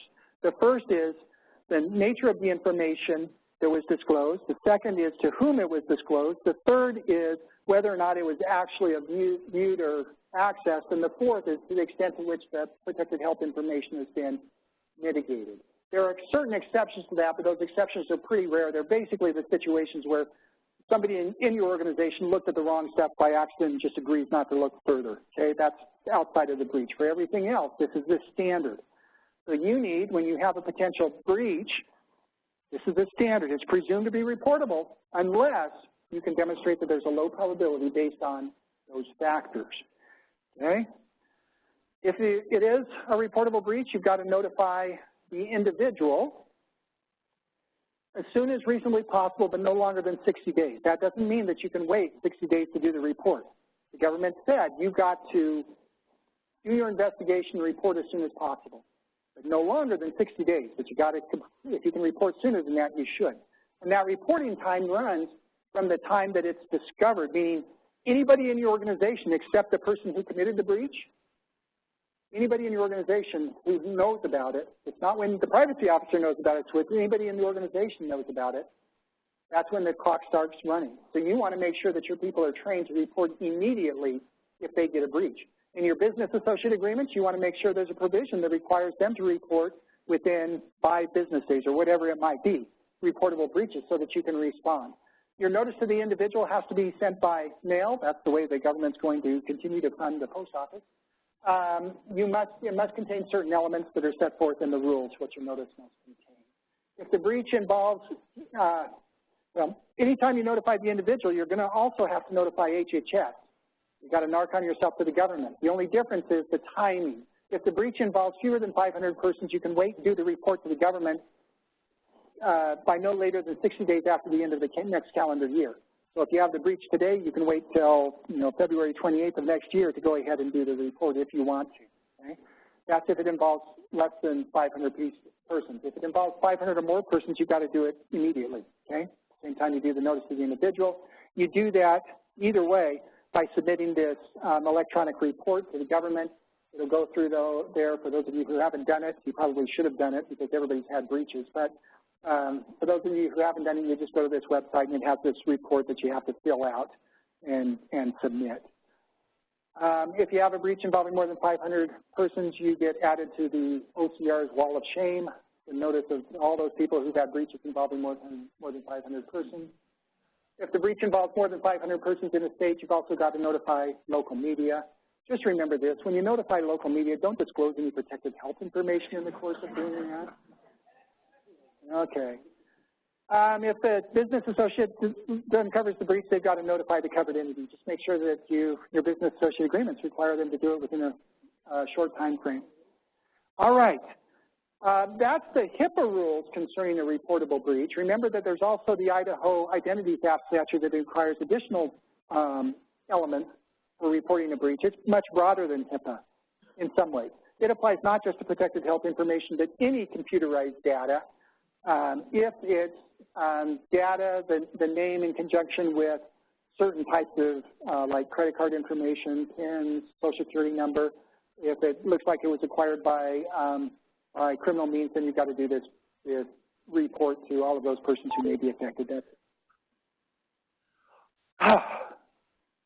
That is HIPAA stuff. The government maintains an extremely helpful website that I'm hesitant to tell any of you about because you'll never call me again concerning HIPAA issues. Or we've got a whole bunch of stuff. I love HIPAA. I eat, breathe, sleep with HIPAA. My wife says I will be talking HIPAA in my sleep. So we've got a whole bunch of stuff on our website that I write about HIPAA or checklists, things like that. If you have questions about that, you can access that or just give me a call. That is it on HIPAA stuff. I'll tell you what, in the interest of time, we're going to move on. I'll be around to answer any HIPAA questions that you might have. Otherwise, I'm going to turn the time over to my esteemed colleague, Claire, who she actually came back from maternity leave early just to come and talk to you guys. That's how dedicated she is to cybersecurity stuff. Now, if I were a healthcare provider, I couldn't tell you that, right? Because that would be a HIPAA violation, but I'm not covered by that. So. See here.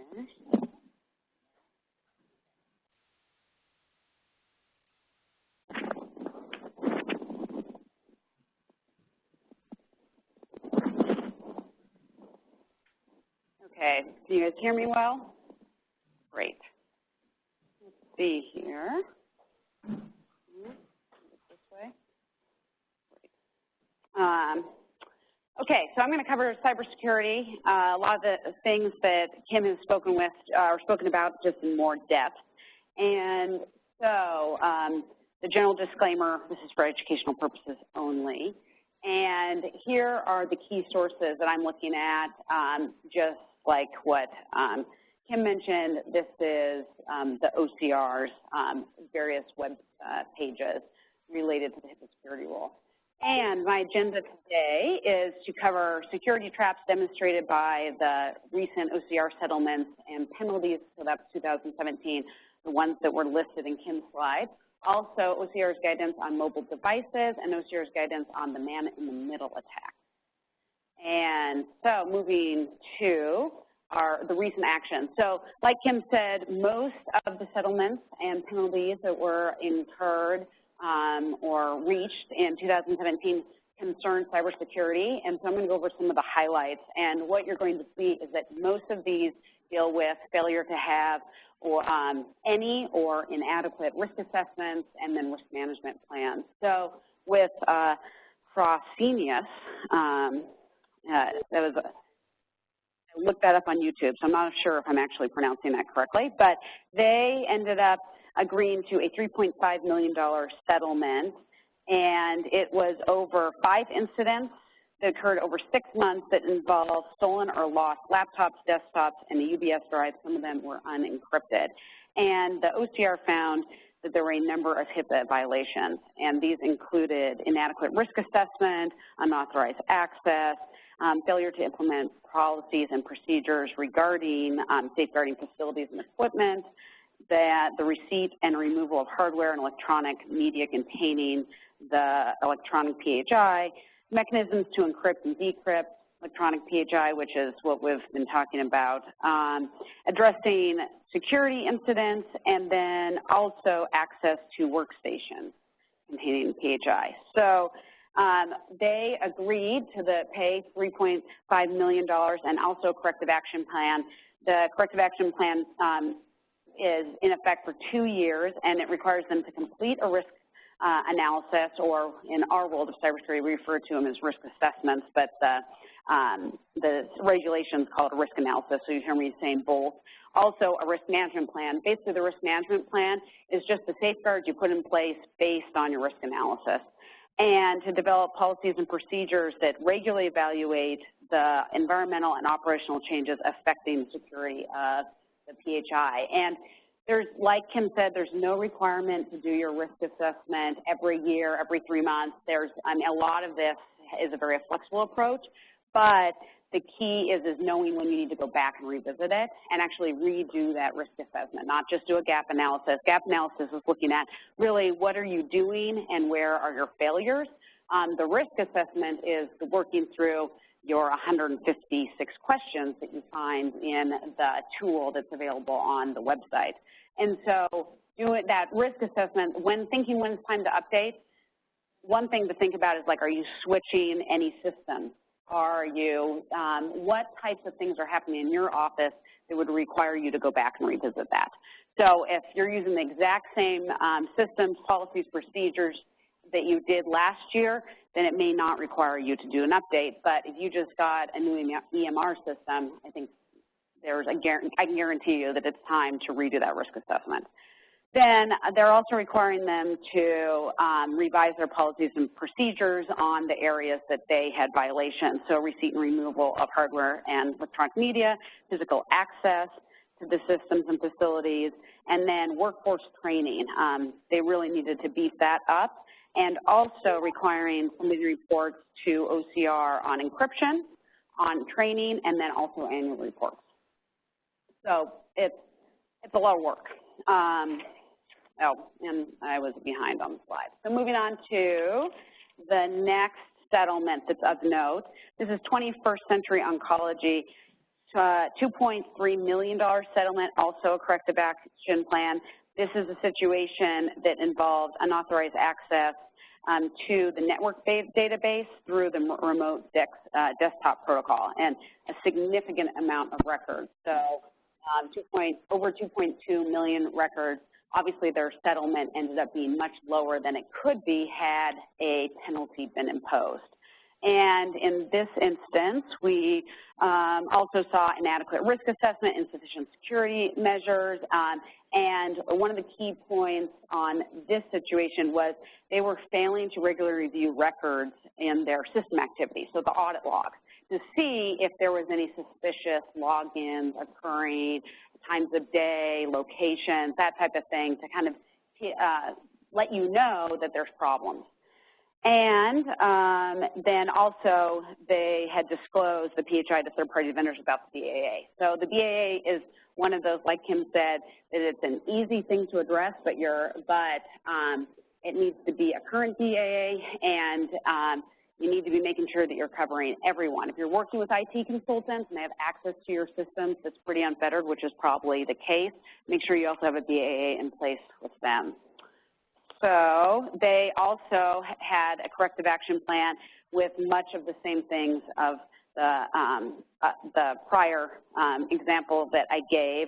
There they needed their risk analysis, risk management plan, policies and procedures, educating the workforce, getting the BAAs in place and providing copies to OCR, setting up internal monitoring, hiring a third-party assessor. That's another expense that they wouldn't have needed had they been on top of it. Internal reporting system, and then also submitting those annual reports to OCR. And like Kim had mentioned, there were a number of other OCR actions in 2017. These are the ones that I highlighted because of their connection to cybersecurity. And again, you're seeing insufficient risk analysis and risk management plans in most cases. Also, issues related to audit controls, which I mentioned, in the prior example, workforce access policies, so who has access to what systems, and your billing person isn't going to need access to patient records, that type of thing. And ineffective physical controls. So, and then again, no BAA and untimely breach notification. So where I want to focus, and I mean, you keep hearing this time and time again, and Kim's already covered it, but I'll just give you a little bit more detail, relates to the risk analysis or risk assessment. And the basis of this is the security rule, and what you see here is what we need to focus on. So it's the confidentiality, integrity, and availability of your electronic protected health information, and protecting against any reasonably anticipated threats or hazards, also reasonably anticipated unauthorized uses or disclosures, and workforce compliance. So that's really the training component. And one reason why we're focused so much on the risk analysis and the risk management plan is that this really forms the basis of compliance. Your risk analysis is figuring out what are your problems.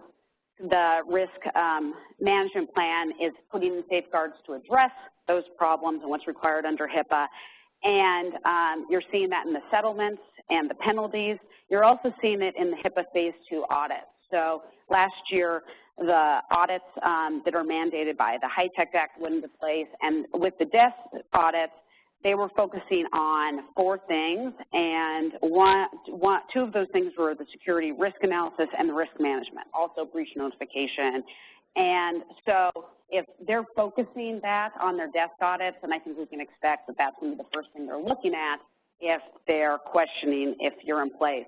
What's kind of scary, or if you're in compliance, what's a little bit scary about this is that of the 63 covered entities that they audited last year, 36 received the lowest scores and for risk analysis, and on the risk management front, it was 46 that received the lowest scores in terms of their risk management. So there's a lot of area for improvement here. And the HIPAA security rule also requires, and Kim went into this with more specificity, but it has your security standards and then the required and addressable implementation specifications. So those implementation specifications are in basically 3 buckets. We have administrative, which is here, and the slide gives you the example, and it lists specifically if it's required or addressable. And then you have physical and technical. So this is a nice cheat sheet. If you're using the HIPAA security, the risk assessment tool, it also walks you through each of those.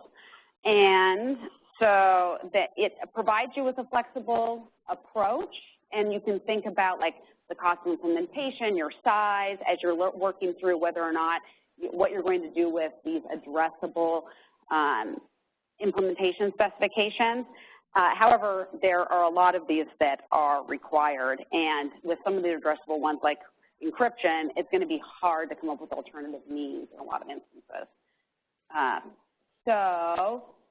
And then getting to when it's time to review and modify, just like I discussed, there's no hard rule, but think about what's changing in your environment or your operations, and so you need to do another look.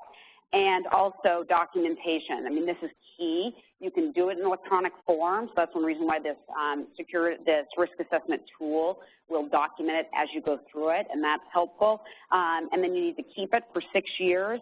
You need to make it available to those implementing the procedures, and then continue to review and update as necessary.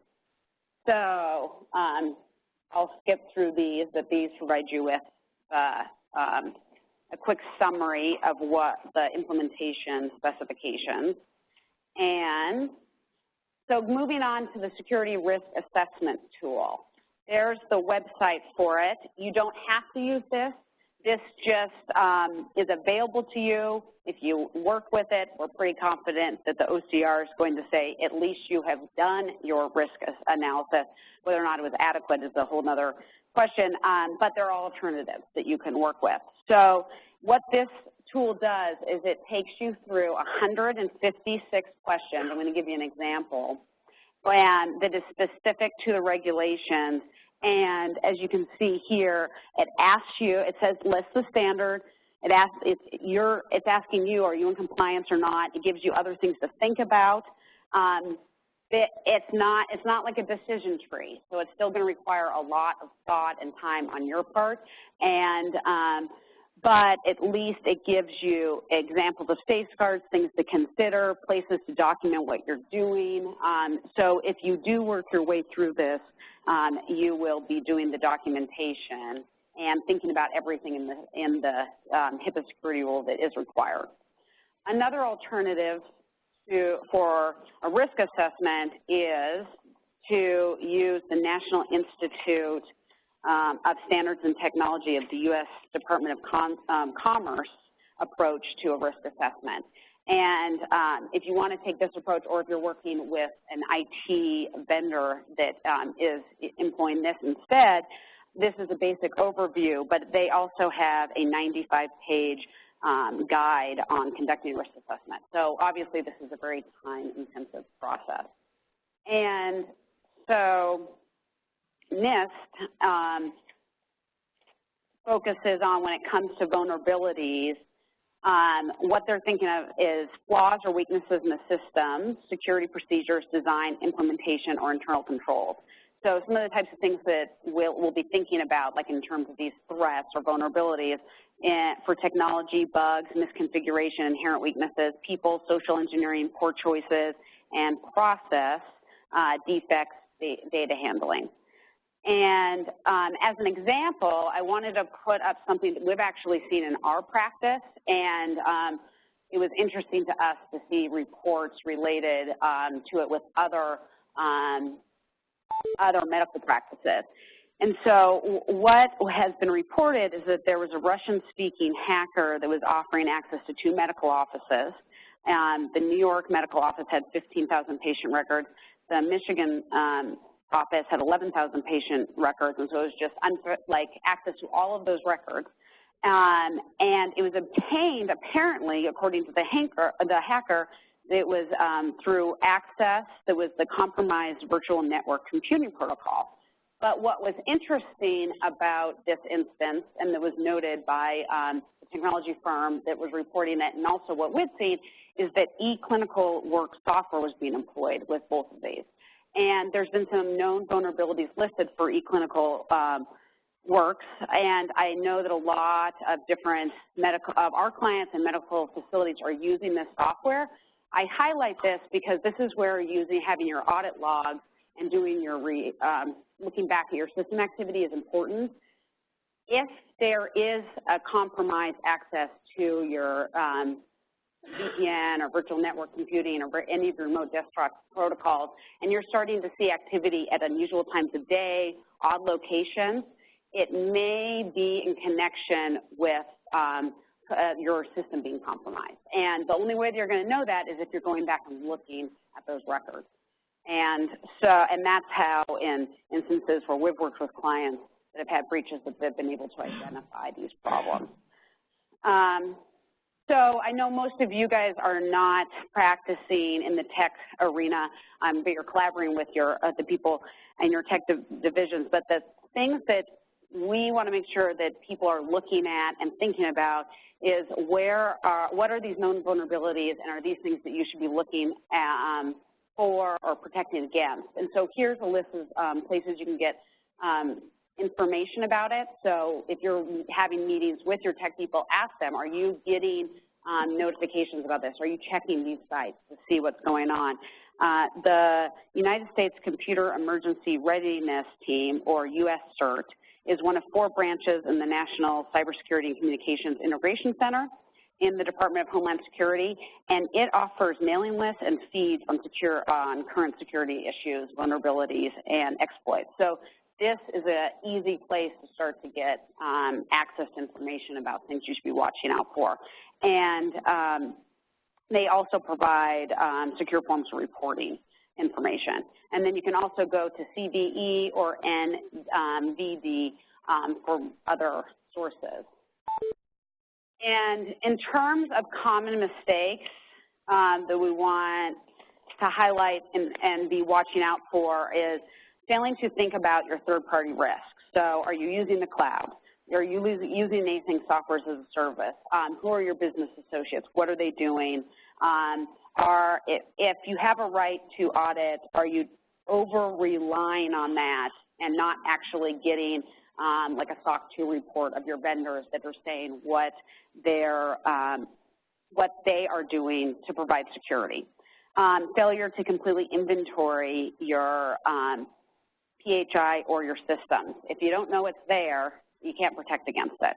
And not conducting a risk assessment or instead doing your gap analysis like I discussed, or having an inadequate one. And also the documentation. Are you documenting if you have a board, are they discussing what's in place, what's being done, and then also all of the actions that you're taking in terms of your risk analysis and also your implementation. So in terms of the risk assessment, here's a list of action items that you can think that if you want to pursue and to really improve this. So when you return to work, identify when your next risk assessment is due. Review your last risk assessment. Identify any shortcomings. In 30 days, discuss noted shortcomings with management. Assign accountable party to plan for upcoming risk assessment to address these weaknesses based on the OCR guidance. In 90 days, complete your inventory. So just start with that of your PHI, storage media, transmission systems, endpoints, and then conduct your risk assessment 180 days from now.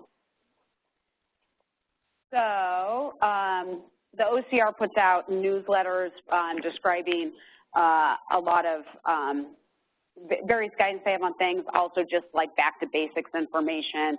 So, and two things that I wanted to point out from a cybersecurity standpoint is what they've been saying about mobile devices and then also the man-in-the-middle attack. So mobile devices are particularly risky because they're at greater risk of being lost or stolen. I think all of us in this place are phones from time to time, and oftentimes they have unsecure settings or connectivity. And if you are not allowing mobile devices to have any, like to hold or involve PHI, then it's really important to develop and implement a policy that says that and make sure that you're following it. If you are allowing mobile devices to have PHI, then here's a list of things to be thinking of. And so the first, properly configure and secure your devices. Consider using a mobile device management software to manage and secure mobile devices. Install or enable your automatic lock and log off functionality. Require authentication to use, encryption, antivirus, anti-malware. And another thing that can be very useful if you have lost a device is remote wipe capabilities. So you can prevent access and document that you were able to do that. And then another area that is important in terms of training your workforce is to only use secure Wi-Fi connections. I think we all will log on to public Wi-Fi from time to time, but there's a lot of risks with using public Wi-Fi connections, and so it's much better to just use your data stream through your cell phone plan than to use a public Wi-Fi. And also consider using a secure VPN or virtual private network. Other things to be thinking about are regularly install your security patches and updates, and using a privacy screen. In terms of third-party apps, prohibiting the downloading of third-party apps that unless they are on like an approved list, and then also making sure that you securely separate your PHI from the apps and verifying that the apps only have the minimum necessary permissions required. And then just like what I've mentioned before, train your workforce and particularly hit home on the public Wi-Fi use. And then securely delete all PHI stored on mobile devices before discarding or reusing that mobile device. And that's where you could have, if you have the ability to wipe remotely, could be really useful. So lastly, the OCR came out with some guidance on the man-in-the-middle attacks. So the man-in-the-middle attacks arise because the third-party intercepts our communications and may be altering the information or injecting malicious code. Some organizations use secure hypertext transport protocol for the end-to-end connectivity security, but these types of products that are providing the interception products to detect the malware are inadequate. And so there's a list that's available here in the third, bullet, I guess you could say, that says which of these interception products are inadequate. And you also can go to another site that's down below that will help you determine if your product is adequate. And there's much greater detail that is available at the U.S. CERT's website, and I've listed the specific alerts related to this. So you could ask someone within your tech department to take a look at this and see if you are using this protocol and the interception product and if it's adequate, since they've been having problems with this of late. So that covers everything that I wanted to go over.